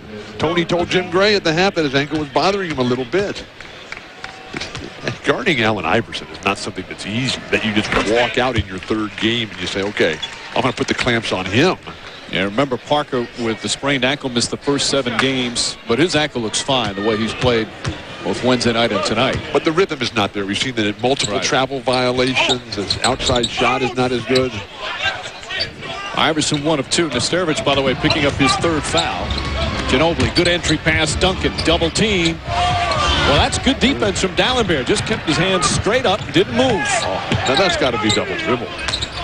If Iverson was having any kind of game, Sixers would be in complete control, and this place would be going wild. Iverson has missed 10 of his 14 shots, and he pushed off an offensive foul. He's the first to admit it. He said good call. That's his 2nd offensive foul and 2nd personal tonight. See, the key there is Bowen. Good lateral movement to get in front of him after Iverson initially beat him off the dribble. Still not sure why they don't keep Iverson along the baseline. Obviously, it's their plan. Much easier said than done. Duncan, single coverage, Snow cheating over to get to him, and Tim Duncan perfectly uses the glass. We've seen every type of shot from Tim Duncan tonight. We've seen high post. We've seen right low block. We've seen left low block. We have seen facing the basket, back to the basket. Is there anything this guy can't do? The way Greg Popovich describes him now is that the game comes easy to him. That's traveling. Please. Snow. Bumps blocked by Duncan. Dallenberg able to get it, knocked away. How about 3 seconds, 24 second violation? Dial a violation. And the one they decide to pick is the 24-second violation. Coming in second place, the 3-second violation, and traveling in third place. But it only counts as one turnover. Philadelphia doesn't look near as good right now as they did to start this game. They've got to find it because they've only won one home game. They go to Cleveland tomorrow night playing against LeBron in the game. Nesterovic. Aaron McKee was cheating the whole time trying to get in, but Duncan just overpowers and draws the foul. Even when you think you have him covered, he still makes a play out of it. He's so determined. And that was a beautiful post-entry pass by Nesterovic that time. Maybe a little high, but good enough that Duncan could do something with it. And while everybody else is standing and watching, Tim Duncan is never quitting on the play until the whistle is blown, which is why they live for the mantra in San Antonio. The ball is not dead until the rebound is garnered. Reminder, you can log on to NBA.com and win great prizes every night with NBA Pick and Win. It's easy. Make your picks on NBA.com. Watch NBA games and get ready for your chance to win. Eric Snow picking up his 4th foul that time. Duncan now 4 of 5 from the line. 8-point lead for San Antonio. Ooh. Another dribbling violation ignored by this crack refereeing squad. Bowen with a bump. And Bruce Bowen picks up his 3rd foul. 3rd team foul against San Antonio. John Salmons comes back in, and Snow is going to sit down with his 4 fouls. And now you see the switch because of the different matchups. Parker back on Iverson. Parker does a good job staying in front of him and contesting the shot. Jackson tips it in with the right hand. And he makes sure everybody knows it by putting his hand up as he goes down the floor. That's my 2. Mark Jackson has played a very aggressive game. That's not something you need to do, though. Drawing attention to yourself. Duncan, tough shot. Salmons the rebound. Spurs have done a good job in transition. Parker stays in front. Tell you what, even though Iverson hit that was good defense from Tony Parker. You can't do anything better. Arguably could have called 2 offensive fouls of Iverson lowering the shoulder right into the supremely positioned Tony Parker. Iverson now with 16. This crowd is so hungry. Extremely proud early on. Dribbling violation, TD. So Duncan with a rare turnover. Tony Parker in absolutely flawless position. One bump of the left shoulder. Another bump of the right shoulder. You turn him back either direction. Iverson's just too good. But he's not letting Iverson get outside the defensive spread, except for that time. Oh, beautiful move. Can't finish. Parker, just when he thought he had him stopped again, he just blows right by him. But Nesterovic, that time coming to the attacking penetrator. Don't wait at the rim for him. Duncan a little further out than he likes to start it there. Ginobili for 3. Nesterovic misses with the left hand, tries it again, goes back up, can't get it again. Dallenberg knocks it away from him, and Salmons comes away. Will somebody please make a layup? Randy Ayers has to be proud of the way his big guys, although not effective all the time, at least the hustle there and the aggressiveness is there in this foul call against Tony Parker. As a coach, as a fan, as a teammate, all you want is effort, and Randy Ayers has got that tonight. Right, that's what he said. We let you hear that soundbite in the huddle where he just kept telling hustle, hustle. He's receiving the hustle from his team. And San Antonio, which is going to be in a dogfight all the way to the very end, they are playing with a very tenuous 4-point lead here. Momentum so elusive. Randy Ayers wants a timeout to figure things out. Just over 5 minutes gone by in the third. Sixers right there.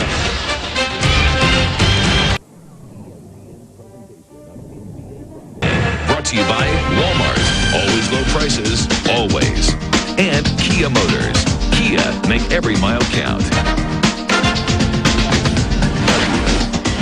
Allen Iverson and the 76ers down by 4 with 6:47 remaining in the third. He hasn't shot the ball well, but he's doing everything he can to keep his team in it. Allen Iverson has taken more shots this year than he's ever taken before. He's already the third leading shot taker in NBA history behind Elgin Baylor and Michael Jordan. But right now, 16 points, 5 for 17 shooting for Allen Iverson, including a lot of over-dribbling, but he is getting to the free throw line, making 6 of 8 for AI. Let's go to Jim Gray. Hey, Mike, before the game, Allen Iverson really gets beaten up, takes a lot of punishment. I spoke to him. He said the best lesson that he learned from Team USA was being all around the guys, was the importance of stretching. He saw how all the other guys stretched quite a bit. He says he's now doing it. He hadn't done it much at all in the past. He says it's keeping him healthier. Mike? Well, there's a guy that has so many injuries during the course of his career as Dallenberg. I mean, he gets knocked to the floor as much as anybody in the league. And when you look at it, Bill, look at his size and who he's played with. He is one of the most amazing, unique players who's ever played this game. And when you go around the world, that toughness that he shows is reflected in the popularity of this guy, whose jerseys are the hottest selling things out there. Always on the covers of the international magazines throughout Asia, Europe, South America, Africa. And, Jimmy Gray talking about the USA team. Richard Jefferson of the Nets, who played that, we asked him the other night, who's the guy that blew you away the most? He said Iverson. His energy all the time just has to be doing something as Duncan knocks that one down. That wasn't a bad teammate to have on Team USA. Well, look at the guys they did have. Duncan has the last 14 Spur points going back to the first half. Nice balance. And he just does it such a quiet, methodical way. Iverson lost the dribble. Salmon's right there to pick it up. Shot clock down to 6. Dallenberg throws it away. Get the ball to the side with only one defender back. And Parker able to put it in. Ginobili led the fast break perfectly. Lead just like that, back up to 8. Every time it seems like Philadelphia's right there, they just get caught behind the backboard or too many guys in the lane or poor spacing. But then every time it appears the Spurs are going to pull it away, Philly comes back, forcing turnovers. Salmons hits that shot. This is a golden opportunity for Salmons, who has not been able to play much during the course of his career. The Philadelphia 76ers have so many big games, so many talented players ahead of them. Ginobili gets inside, and that's a goaltend. Salmons was a first-round pick of the San Antonio Spurs, and he was traded to Philly in the Speedy Claxton deal. This is just his second year out of Miami of Florida. Another guy born in Philadelphia, went to high school in Pennsylvania. One of the young guys Randy Ayers really wants to give some minutes to early in the season. He's just jumping over the top of Tony Parker down low. That's a tough matchup for Parker. Salmons at 6'7". Surprised we haven't seen much zone from San Antonio here in the second half. Duncan was open down low. Now Parker gets it to him. The soft touch from Tim Duncan. They throw it to him so soft. He has to just wait for it every time and then make his own move. If Parker would throw it right into his wheelhouse, he'd be able to go quicker and make it so much easier for him. Aaron McKee wide open, and McKee nails it. McKee 5 for 5 from the field. He's got 10 points. Sixers come in, having lost 2 straight at home. They're a good home team. 1-2 right now in Philadelphia in this young season. The only home victory was against Miami in the opener. Ginobili. When did the Knicks come in? This is your weekly shot at the Knicks. Just wondering when Philadelphia is going to be able to get going and rolling here at home. Knicks and Nets playing tonight up in New Jersey. Salmons draws the foul. So Salmons sensing the mismatch, doing the right thing and taking full advantage. And they're isolating beautifully, swinging the ball very quickly, not waiting too long in the shot clock. And Parker just has no chance. The physical mismatch there. The foul on Nesterovic, and that's his 4th. So 2 more free throws for Salmons. Let's go to Jim Gray. Well, today at shoot-around, Mike, John Salmons for 18 minutes straight did not miss a basket while working out with Chris Ford, Chris Jett, and Alex English. He was 38 in a row. I pointed it out to Bill Walton. Bill said, let's see what he does in a game. Hey, Bill, he's 3 for 3. Something's carrying over from the practice court. You see some numbers from the supporting cast. D'Alembert, not a lot of points, but he's been a presence in the middle.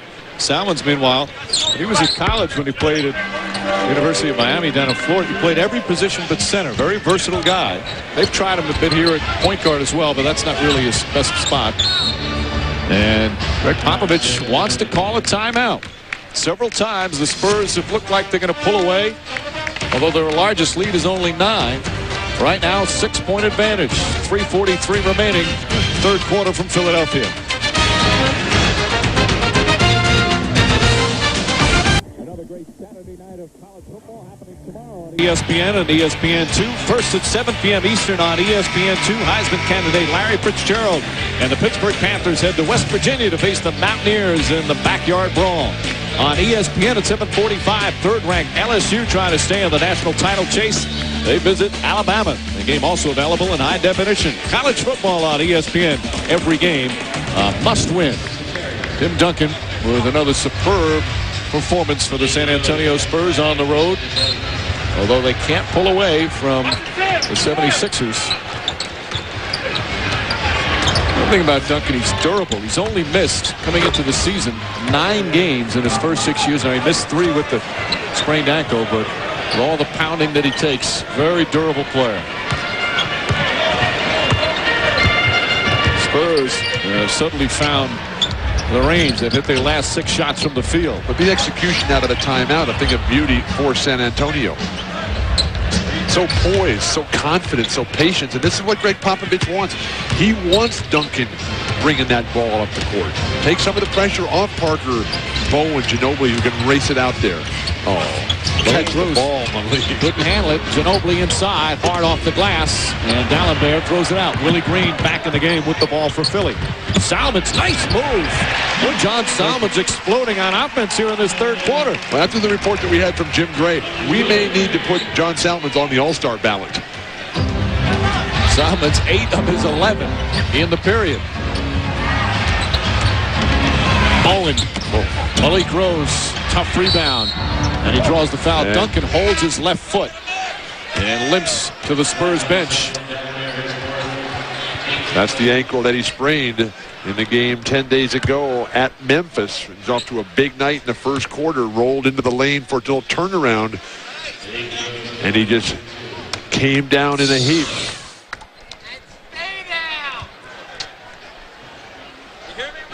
Stepped right on the guy's foot. Yep, Salmons having a huge impact on this game. So Kevin Willis will come in as they quickly attend to Duncan. As soon as he came down, he took pressure off it and hopped over to the Spurs bench. And as Bill mentioned, that's the same ankle that he missed 3 games with. And they're playing tomorrow night as well. They get back on their charter train and head down to Washington to play against the Wizards, and that is not a good sign. And as anybody's ever had the sprained ankle, it stays very tender for a while. That's a good sign the way he's walking there. He's going to the locker room. They're going to retape that thing. Sometimes those sprained ankles can really linger. Malik Rose hits a couple of free throws. But the tape breaks down and loses its value and elasticity almost immediately. It's already into the third quarter, so a fresh tape job. Hopefully, Timmy will be all right. Iverson, meanwhile, all right after getting hit. He'll go to the line. Foul goes against Kevin Willis. Now, this was when it happened, November 3rd, this game in Memphis. Memphis playing tremendous ball right now. Shortly thereafter, Greg Popovich got ejected from that game. P.J. Carlissimo picking up the loss. I don't think there's any need to point that out. It's a team effort. Meanwhile, Iverson rattles in the second. Iverson getting to the free throw line. That's one of his keys. He's 8 of 10 from the line. Nice step up by Korver. Now Korver, the rookie, getting some minutes. A lot of unexpected minutes from some Sixers with all the injuries they've had. Who's going to be the crunch player for the Spurs? Parker setting up Ginobili wide open, comes up short. And a loose ball foul is going to go against Salmons as he pushed off when Ginobili went after his own shot. Manu Ginobili has not delivered in the crunch this year. Made only 1 of 14 field goal attempts during the last 5 minutes of a game or in overtime, with San Antonio tied or trailing by 4 or fewer points. That is the worst possession in the NBA in those situations. It's the free throw. A lot of those came when Duncan and Parker were out, and he was out there, and that's not usually what he does for the team, but tried to do. In fact, played very well during that stretch. Didn't shoot the ball as well as he had hoped. It's free throws there. Lead back to 8 as we come up on 2 minutes remaining here in the third. But that's where world champions are made. Finishing that play at the end of the game. And Iverson hit there. And this guy's got that, Allen Iverson. Ginobili, you get the feeling, will. That's part of the progress of a player. Last year, he was a part-time player, came on in the playoffs. Now this year, he's a front-running player for them, a starter. He's only a second-year guy. All part of the development. And to go from the lead player, as he was in Argentina, over in Italy, where he's a 2-time Italian player of the year. It's a big shift to be able to come in now and just say, well, okay, everything goes to Tim Duncan. And there you see the key, of course. He's getting almost 16 more minutes per game, and he's producing. You know what you lose the most? It's the self-confidence. Because you know it's not coming your way at the end of the game. You know, I think that's, to me, that's always been a surprising thing from somebody who obviously never played professional sports, on how even the best athletes in the world can lose confidence. If you're not out there living it every single day, you have no idea how difficult it is to develop that. And that's why mental training is so critical. Which is why I admire guys like Greg Popovich and Phil Jackson so much. Turkoglu, that's a two-pointer. Won't go. And Robert Horry comes up with a loose ball. Ginobili might get credit for that, but Horry's the one that kept it alive. Got to have a reset here. Bring it out. You got Duncan over there standing up, trying to keep that left ankle warm. He looks, by the way, he's kind of hopping up a little bit that he's going to come back in the game. Ginobili can't hit. And Willie Green goes high, but lost it off McCaskill. Two players getting in each other's way. I want to see Robert Horry shoot a 3. There'll be plenty of that this year. Coming up on a minute remaining here in the third. The 76ers have been hanging tough. Malik Rose blocked by McCaskill, and Iverson chases it down. Where's the finish by the Spurs? Have they scored since Duncan went out? Iverson draws the foul on Jason Hart. Oh, and a ball continuation. Chance for a three-point play. Greg Popovich very upset. Just kind of waves now at Derek Stafford, the official, and walks away. If you call this a blocking foul, it has to be continuation.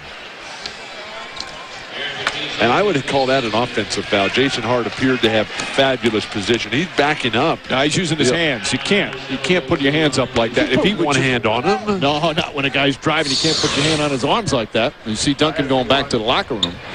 They're going to have the quarter break here, and that'll give Duncan a little bit more time. Korver can't finish. McCaskill can't finish. He's going to get another chance, and he's fouled. Boy, the Sixers battling all night long. Relentless pursuit of that ball. Inspirational. So McCaskill will shoot a couple. Let's send it to Jim Gray. All right, thank you, Mike. Right behind us here, Tim Duncan is working out on his ankle. He's just jumping up and down, trying to keep it warm. It was retaped by Will Sevening, the trainer. Tim says he's okay. I asked him, he wants to go back into the game, try and run with it, see how it goes, but he will return. Back out to you, Mike. All right, Jim McCaskill hits the free throw. McCaskill in his first year in Philadelphia. He's bounced around 4 teams in 4 years. Played his college ball at Marquette.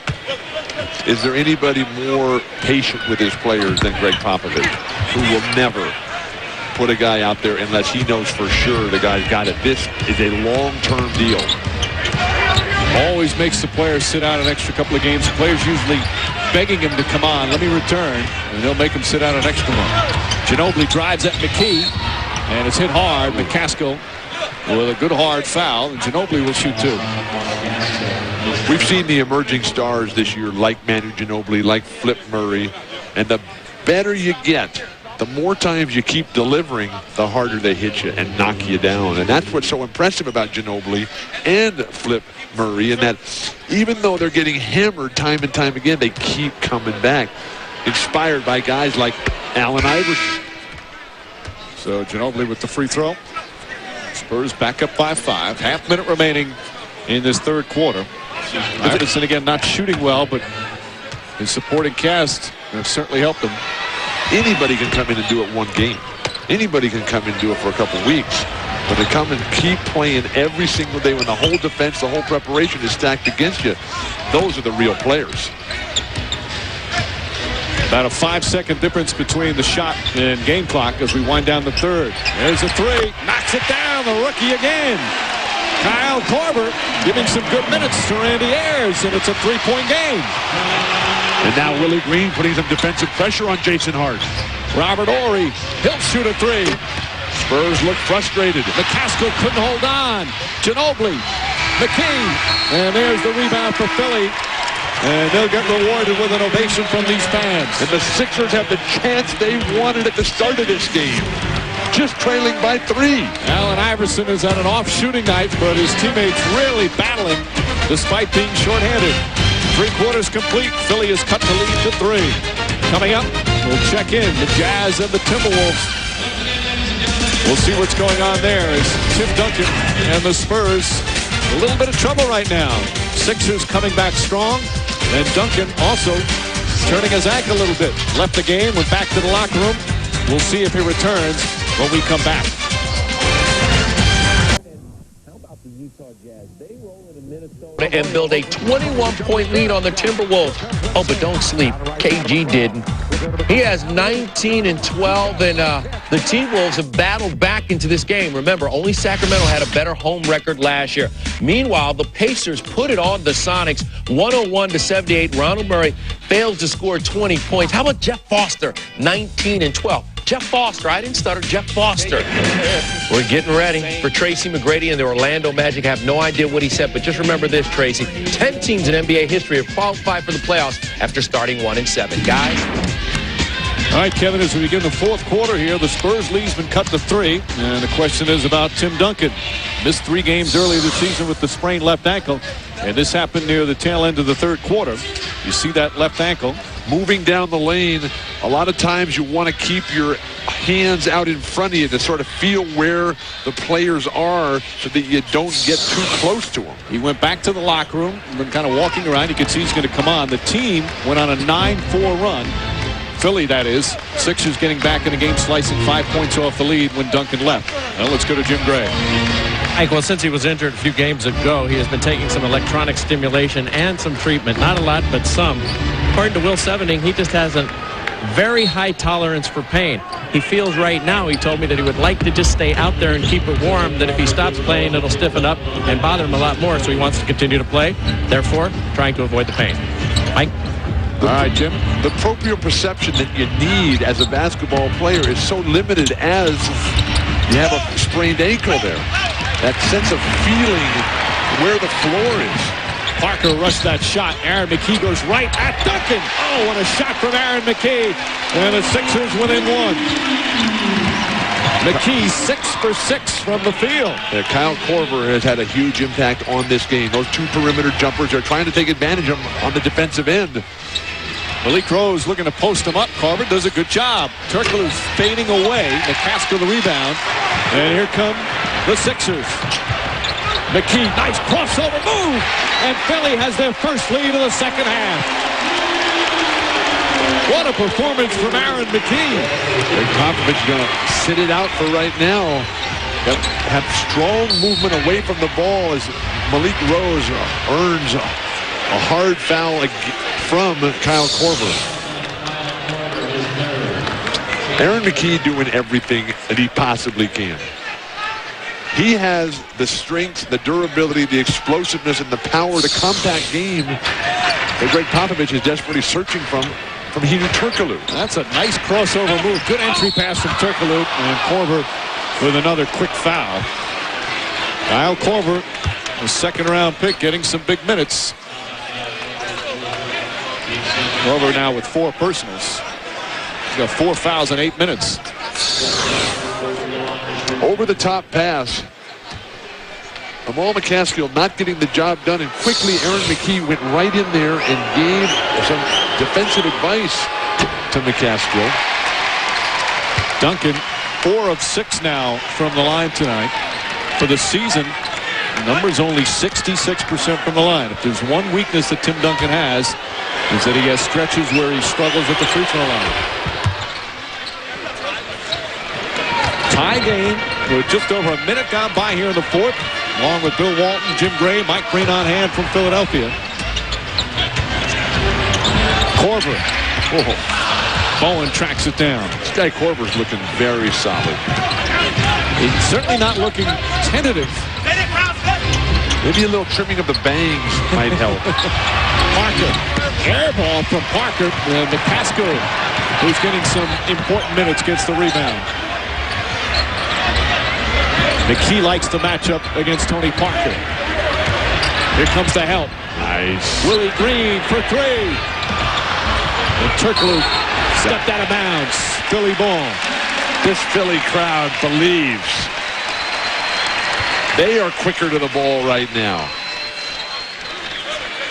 Will Tim Duncan be able to push this crowd back into their seats? Will he be able to push himself on that tender ankle? Korver will shoot. Back of the rim, too strong. Parker gets a running start, but good transition defense from the Sixers. Duncan's running very fluidly, and that's a great sign for San Antonio. Turkoglu fouled on his way to the basket. Willie Green on a reach-in. Already the third team foul against the Sixers, and we have 9:56 remaining in the period. Although San Antonio, not one of your better free throw shooting teams. They're a good free throw shooting team with the exception of Bowen and Duncan. And both those guys on the floor right now. Rose double team, nice pass. Turkoglu can't finish. Duncan foul. Korver with another foul. So Duncan will go back to the line and shoot a couple more. What's great about Duncan, he never shows frustration or disappointment at the ineffectiveness of his teammates. And you won't ever see that. As impressive as his skill level, his demeanor on the court and how he deals with anything. Sometimes he shows some emotion when he's upset with a non-call, but his demeanor on the court is one that every young basketball player should watch and learn from. He's the perfect teammate. You got Malik Rose, who misses a lot of easy opportunities inside. You got Turkoglu, who is yet to come into his own. You got Bowen, whose personal life story is one that's just absolutely remarkable. And yet, even when those guys let him down, Duncan is still positive, still looking forward, and still carrying them to greater heights they can ever get to by themselves. What a leader. But all of a sudden, he's missing some free throws. Duncan hit his first 4, and he's 1 of his last 5. Snow cutting to the basket. He's fouled by Bowen. Cuts away from the ball. We're seeing Philadelphia with greater change of pace, change of direction.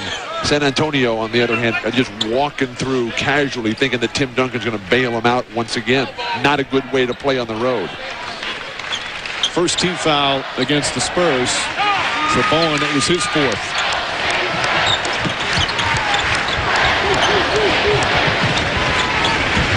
Iverson double team. Hart staying with him. Good defense from Jason Hart. Shot well contested. Battle for the rebound inside. Taken away by Korver, although Jackson helped him out there. That was a really tough shot by AI. Hart doing a solid job defensively. Sixers making the hustle plays now. Still plenty of time to go as Turkoglu knocks it out of bounds. Still Sixer ball with 11 left on the shot clock. Will Popovich stay with Malik Rose, or will we come back with the greater size of Rasho Nesterovic?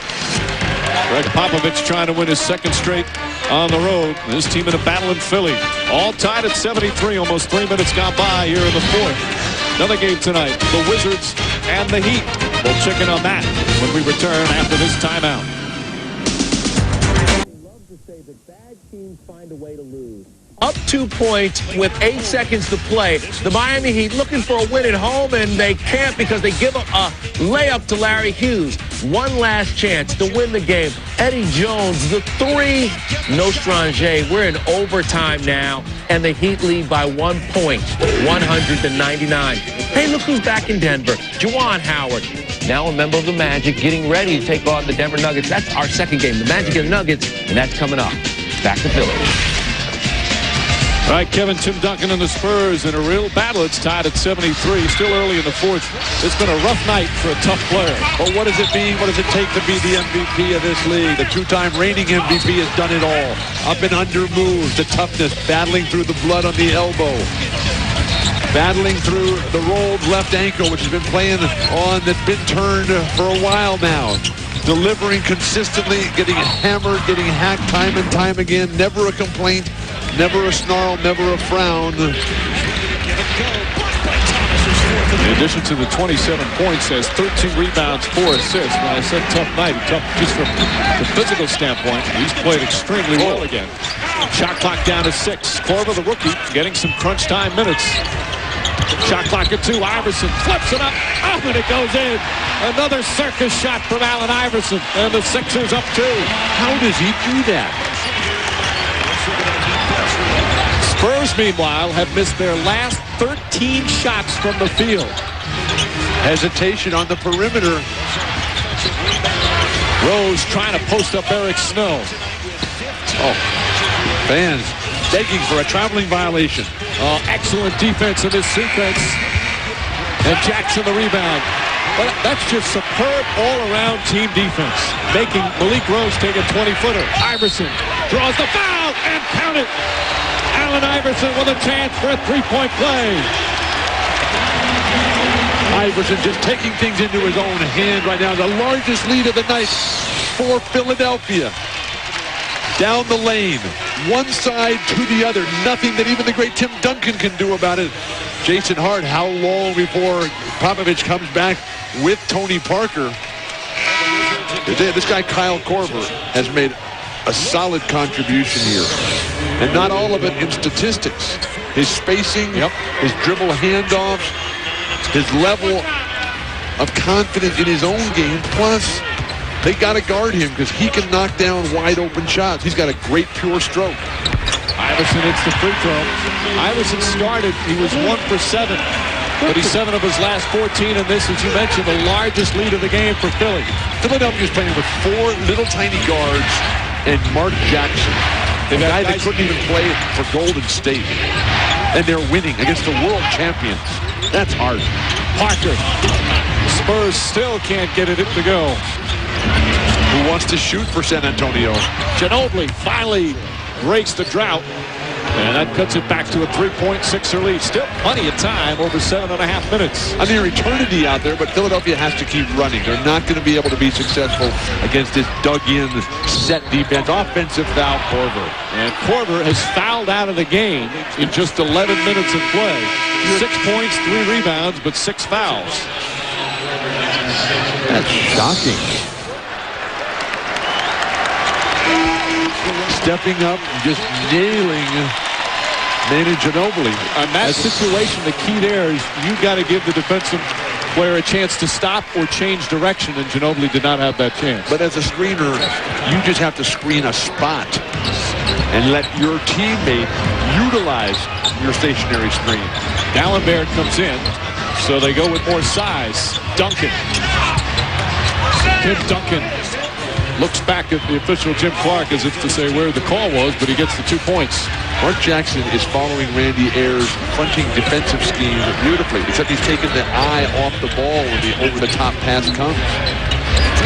Ginobili forcing Iverson toward the baseline. Now the pull-up, puts it in. Iverson now with 28. Got Bruce Bowen on the bench. Iverson is torching Manu Ginobili, and he's urging the crowd to get up. The crowd is into it. They were quiet for a good portion of the game. It could be one of the loudest crowds in the NBA. Bad shot from Ginobili. Eric Snow played him well. You can't go one-on-one against Eric Snow or Aaron McKee. They're too disciplined defensively. Again, everything forced toward the baseline. This crowd ready to explode if that went down. When Allen gets into that floating over the court mode, just crowd just comes to their feet every single time, and Duncan finally gets a call. A foul on the entry pass. Jackson called for the personal. Philly in the penalty. They're just running isolation plays right now. One of the plays that Randy Ayers carried over from Larry Brown. So Duncan to the line where he's missed 4 of his last 5.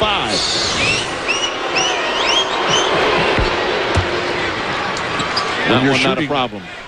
When you're shooting with a bad foot, it really kills your rhythm, because every time you stride through, every time you rise up on your toes, you get that searing anticipatory pain. It just takes every bit of concentration out of your mind. 2 perfect free throws that time for Duncan. Spurs back within 1. San Antonio has led most of this game, up by 9, as many as 9 in the first half. Philly finally regaining a lead here in the 4th quarter.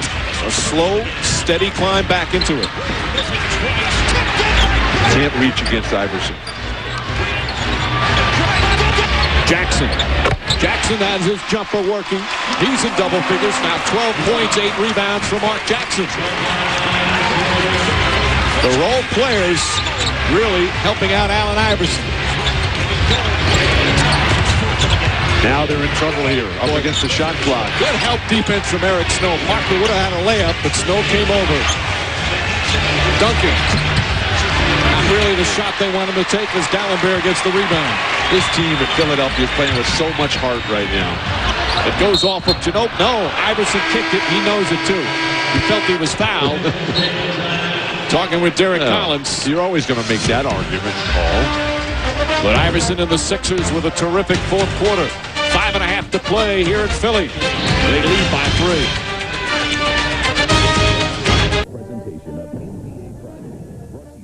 Old Navy Painters fans, they'll work for you. And Land Rover, the most well-traveled vehicles on Earth. Tonight, the Philadelphia 76ers had to play Tim Duncan and the Spurs without their entire starting front court. All out with injuries. But they've been able to get big-time help from guys you don't expect. With Derek Coleman, Glenn Robinson, and Kenny Thomas all out, and Iverson banged up himself, the role players have made an enormous contribution. Who are these guys? Samuel Dallenberg with the block. John Salmons, the all-star candidate, taking his cue from Eddie Curry. Pull your pants up, please. And then Kyle Korver. 1 of 2 threes for Korver. And Mark Jackson. He had 12 points. In support of Allen Iverson, these guys making the most of their fabulous opportunity tonight. Dallenberg with the 3 blocks and 5 points. Doesn't even begin to tell the impact that he's had on his team's performance tonight. The rest of the team in support, they're shooting 50%. Allen well below 50 himself. And Iverson, not only 28 points, but he's got 10 assists. What is he, 11th in the league in assists right now? Dallenberg with the steal. And McKee ahead to Iverson. Sixers go up by 5. San Antonio's in a world of trouble right now. And all they can do is call set offensive plays for a team that has gone completely stagnant. And the Philadelphia crowd fired up. Parker, tough shot, gets the roll. Only Parker quiets the crowd. San Antonio only had 1 road victory this entire season, and that was against the Nets in a holding pattern up there with their injuries. Feed inside to Stervich. Well, they've only played 3 road games. Well, this was a team that set an NBA record last year, winning 18 of their last 20. They have been a superb road team over the past couple of years. In fact, last year in the playoffs, they clinched so many of their series on the road. They beat Phoenix, the Lakers, and Dallas clinched all 3 series on the road. In Game 6. Still plenty of time, 4.5 remaining. Iverson goes at Ginobili, falling away. And we're talking a pretty decent defender in Manu Ginobili. He's got long arms, remarkable athleticism, and Iverson is just torching him right now. But look at the Sixer defense. That's a big reason why the Spurs struggling on offense. Stervich off the mark. Mark Jackson fronting of Duncan is very effective. Aaron McKee blocked by Ginobili. Ball out of bounds. No, this has Officials looking, and it's still going to be Sixer ball. Without question. They were all Spurs back in transition defense. Good teamwork by the officials checking with each other. Ball double blocked there. Aaron McKee finally misses a shot. He hit his first 7 tonight. How do you guard Iverson? They're trying to force some baseline. Iverson goes the other way. And Dallenberg.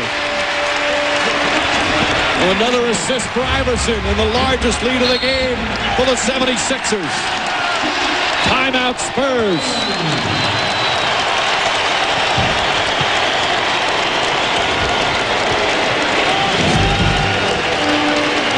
Allen Iverson and the short-handed 76ers. Showing some real grit tonight. Greg Popovich said it's a nightmare game for a coach. Hates to play against teams that are short-handed. But he's not just done it with scoring. 32 points. He's done it with his passing. 11 assists. Just under 4 minutes remaining, fourth quarter in Philadelphia. 76ers now with a 7-point lead. Meanwhile, we'll check in the finish of the game in Miami when we return. Tonight, it's in South Beach. Overtime between the Wizards and Heat, and Stan Van Gundy's team playing like warriors in the paint. Brian Grant the bucket. The Heat out-rebounded the Wizards 53-43. And guess what? My friends, this is win number 2. Lamar Odom, 26 and 12 boards, 105-101 the final. Meanwhile, the misery continues for the Cleveland Cavaliers. They have now lost 27 straight on the road. Tonight, the Celtics knocked them off. Hey, how about the Denver Nuggets? They lead the NBA with an average of 19.3 points per game on fast break. That means they're running, and they're next.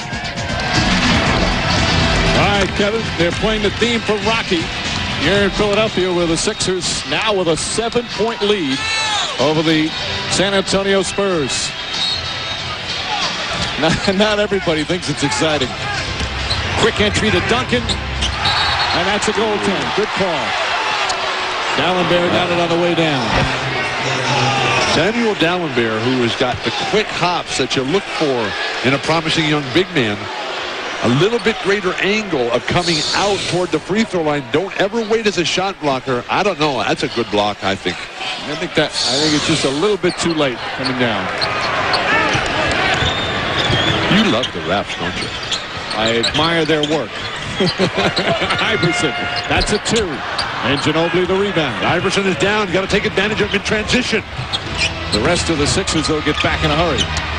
Wasted opportunity, the bane of my existence.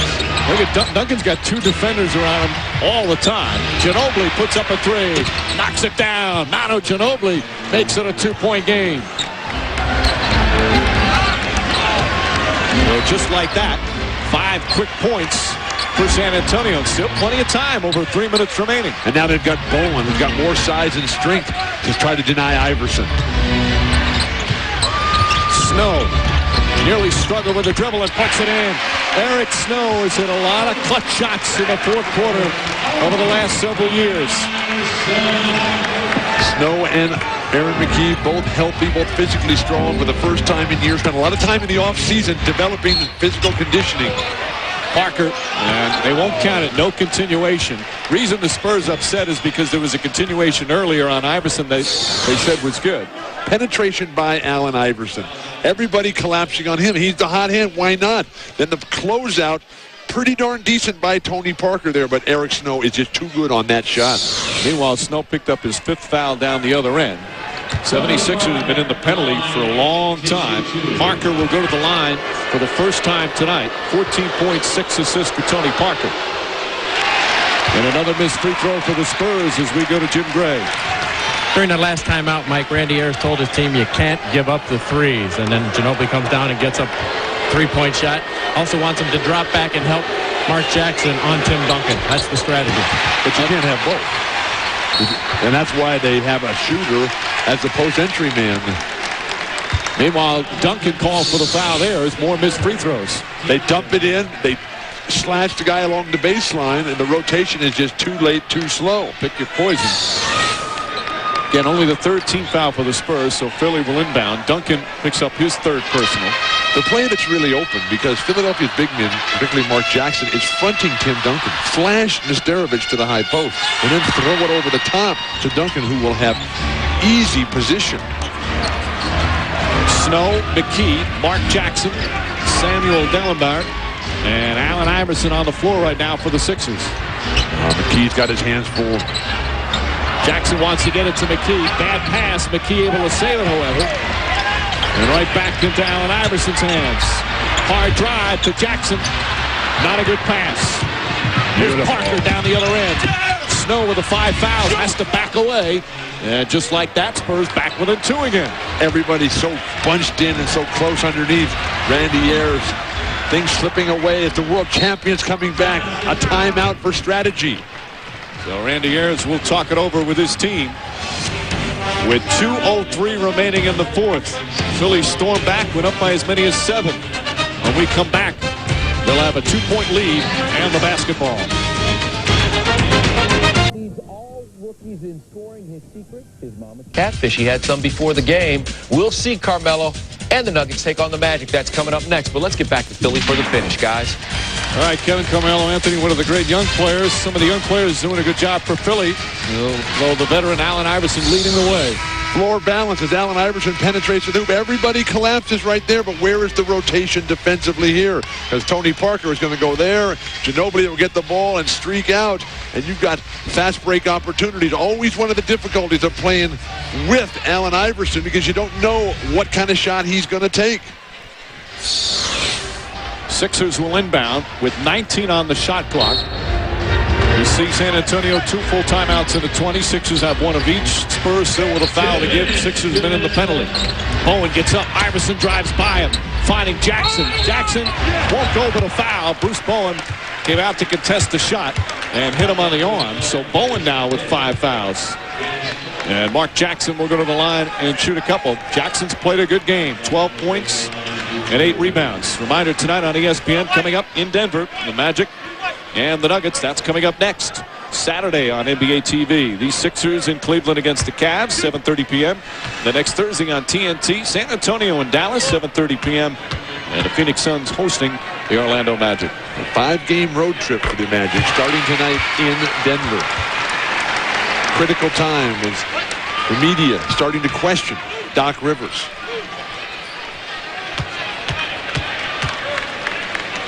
So Jackson playing very solidly. And he hits the second one. Getting the start again with no Derek Coleman, no Kenny Thomas, no Glenn Robinson. The starting front court out tonight for the Sixers. Yeah, here they have a 4-point lead with just over a minute and a half to go. Duncan. You got to split off them. Guys are standing there. Here's the double. They go right back, deflected by Iverson. Still Spurs ball, but 7 on the shot clock. But if you just stand there, you give Duncan no option other than going one-on-one, which he would prefer not to do. You got Iverson bouncing around out there, poking, feinting. Duncan off the glass. Dallenberg with the rebound. Some young players coming of age in a big game. Dallenberg, Mark Jackson, Dallenberg, 9 rebounds, 3 block shots. 4 consecutive masterful performances by Samuel Dallenberg. Iverson, wild shot, puts it in. Sixers by 6, 34 for Iverson. Timeout, San Antonio. Competitive greatness, faith and patience, doing it all. AI. 13 of his points have come here in the fourth quarter. Allen Iverson has done it all. 34 points, 12 assists. Philadelphia with a 6-point lead. 1:16 remaining. Tonight's game reminiscent Of the 76ers team that went to the finals back in 2001. The same type of strong team defense. Allen Iverson making some spectacular plays, but getting some key contributions from role players. But he has a tremendous history, AI, of killing San Antonio. The only team he has a higher career scoring average against is Minnesota. Duncan, quick shot, and McKee with the rebound. And Duncan is the only guy who they're even thinking about having shoot. Parker and Ginobili, Bowen have got to come alive in support. Iverson finding Jackson. Blocked from behind, but a foul. Duncan blocked it from behind, but he also apparently got a piece of the arm. But Mark Jackson will shoot two. Timmy was completely out of position. He was coming to help Bruce Bowen. Duncan is trying to rotate back. Looks like a lot of ball, but coming also with the back of the head on Mark Jackson. So Jackson to the line where he's 4 for 4. Well, Philly, if Jackson can continue to play like this, if the big dog can regain the form that made him a two-time All-Star with a career 18-point-a-game average, they get the chemistry that Randy Ayers has found tonight with this team. Philadelphia can be a factor in the Eastern Conference. And, of course, the key always Allen Iverson, and this is the largest lead of the game for the 76ers. 8-point advantage, 50 seconds remaining. You need penetration and dish for threes. Parker, pretty move from Tony Parker. Well, Philadelphia, they'll just make this a free throw shooting contest at this point. This guy is a very good one, as is Aaron McKee, as is Allen Iverson. So Eric Snow will go to the line with 43.7 remaining. Don't forget, coming up from Denver, it's Carmelo Anthony and the Nuggets against a very desperate Orlando Magic team trying to break that losing streak. Snow, meanwhile, 78% from the line this season. 1 for 1 tonight. As Bill mentioned, a very good free throw shooter, but misses that one. Plain and simple, if the Sixers miss their free throws, the Spurs can get back into it. If they hit them, this game would be over. There you see, free throws have really hurt San Antonio in this fourth quarter. They got tentative once Tim Duncan turned that ankle. Started feeling sorry for themselves. They stopped attacking. 7-point game, 40 seconds left. I think you got to penetrate and kick it out for some threes. Parker goes right at D'Alembert, and a foul. So Parker will shoot two. That's the last thing that Randy Ayers wants, is for the Spurs to be able to score from the free throw line. D'Alembert with his 5th foul. Parker for the night. 18 points.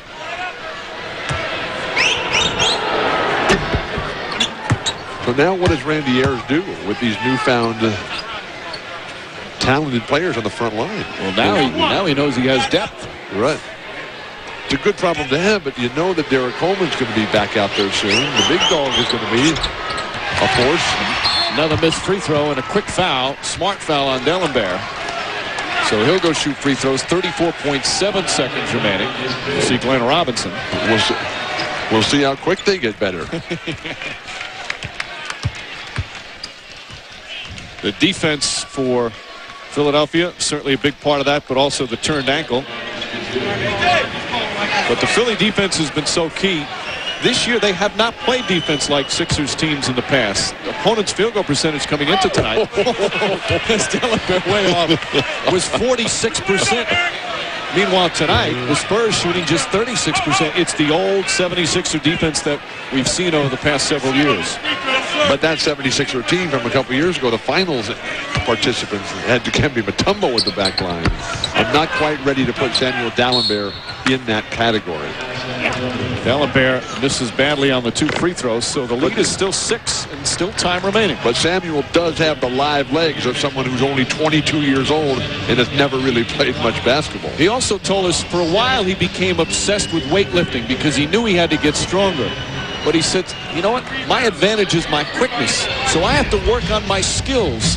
And yes, I'll still lift weights and I'll still get stronger, but it's more important for me to work on my skills and take advantage of the quickness as opposed to just becoming this big weightlifter. And what kind of coaching has he had alone? Now, granted, Tommy Amaker is a terrific coach at Seton Hall, but you can't believe that he had that much coaching down in Haiti or up in Montreal. But fortunately, he's with a very good crew over here now with Philadelphia. And that game in Denver underway. Magic out on the West Coast.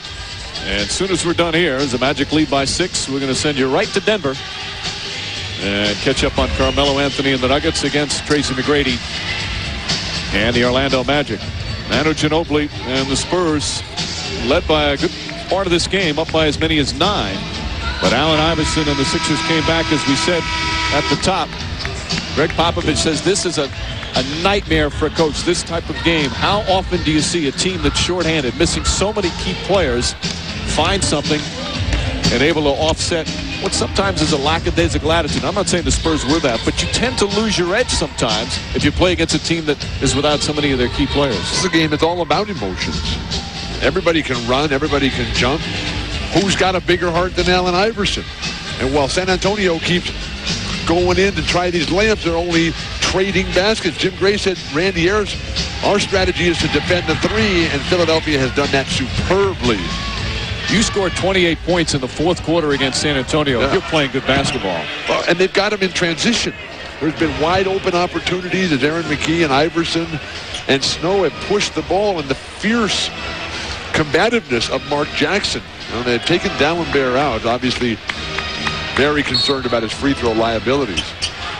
Spurs are down to just a 20-second timeout. They need to score in a hurry and hope for some missed free throws. Well, they're trying to get Robert Horry out behind that three-point line. And Duncan throws it away, and that will most likely do it as Iverson fouled by Bruce Bowen, so Iverson will shoot free throws. Bowen is fouled out of the game. You see this so often when the guy in the low post, Tim Duncan, takes that step back away from the defender, away from the hoop, and that just takes any sort of momentum to have a good hard pass on the cross-court one that he attempted. It was easily picked off.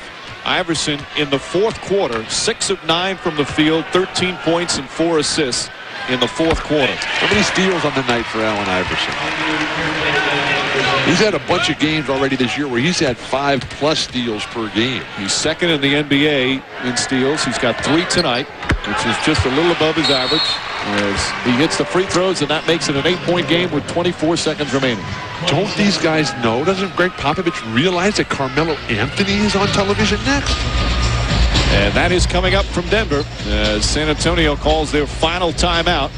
Some of the fans heading out into the cold night in Philadelphia, but it was certainly hot in this arena as the Sixers with a very impressive performance, a great fourth quarter. It's a beautiful day here in Philadelphia. You got it out. Bathing suit weather, maybe a little windy, a little nippy. A good brisk fall afternoon on the East Coast. This was the dead of winter as far as I'm concerned. And we're only in November. All right. Sixer fans enjoying this one immensely. There's a good crowd. This is one of the loudest arenas in the NBA when they get it going. It's the 7th year in this building after they moved over from the old Spectrum. I'm just glad to see they've been able to make the adjustments and the name changes. Duncan goes inside, quick bucket, 20.9 remaining. It's now a 6-point game. He is so balanced to use his left hand in perfect rhythm there. And there's Ginobili with the foul, so Ginobili his third. Spurs not giving up, and quite frankly, if the Sixers miss some free throws, they would have a chance, but Philadelphia doing a good job of the line down the stretch. But they have not had a single good look from behind the three-point line. Give the credit to Randy Ayers. 36 points, 12 assists, and the 4 rebounds is entirely misleading. Misses that free throw, however. And one of the keys for him this year, what's impressive, he's averaging, and now with tonight, he's averaging over 7 assists per game. And close to being in the top 10 in the league. This is the second one. Spurs still have a chance. But they need a couple of threes. Turkoglu. And a bad pass. Ball knocked away. Horry gets it back. Ginobili for 3. Puts it in. 3-point game with 7 seconds remaining. Eric Snow and hold it. So this one not over yet. Snow has to hit at least 1 of 2. Remember, the Spurs are out of timeouts, so they can't advance the ball by calling time. Beautiful sense of how to play this game. Robert Horry kicking it right over to Manu Ginobili. I love the way Robert Horry plays. Meanwhile, Snow 2 of 3 from the line. If he hits 1 of 2, the game's over. But if he misses both, that makes it a 4-point game with 6.4 remaining. Again, the Spurs had a timeout. They could advance the ball, score a little quicker, but they're out of timeouts. And if you're Philadelphia right now, you basically just stay in front of your man and don't let him get up the court in 1 second. Here comes Parker. You got to get a three here. Duncan's going to put up a three at the buzzer, and that'll do it. A terrific win for the Philadelphia 76ers with a superb fourth quarter. They beat the Spurs 100-96 for Bill Walton, Jim Gray, and a terrific ESPN crew. So long from Philadelphia. This has been a presentation of ESPN, the worldwide leader in sports. For more, log on to ESPN.com. Now let's go out to Denver and the Nuggets and the Magic. Member of that group, Devin George, the guy that you have trouble remembering, is giving them a solid, consistent effort, floating around.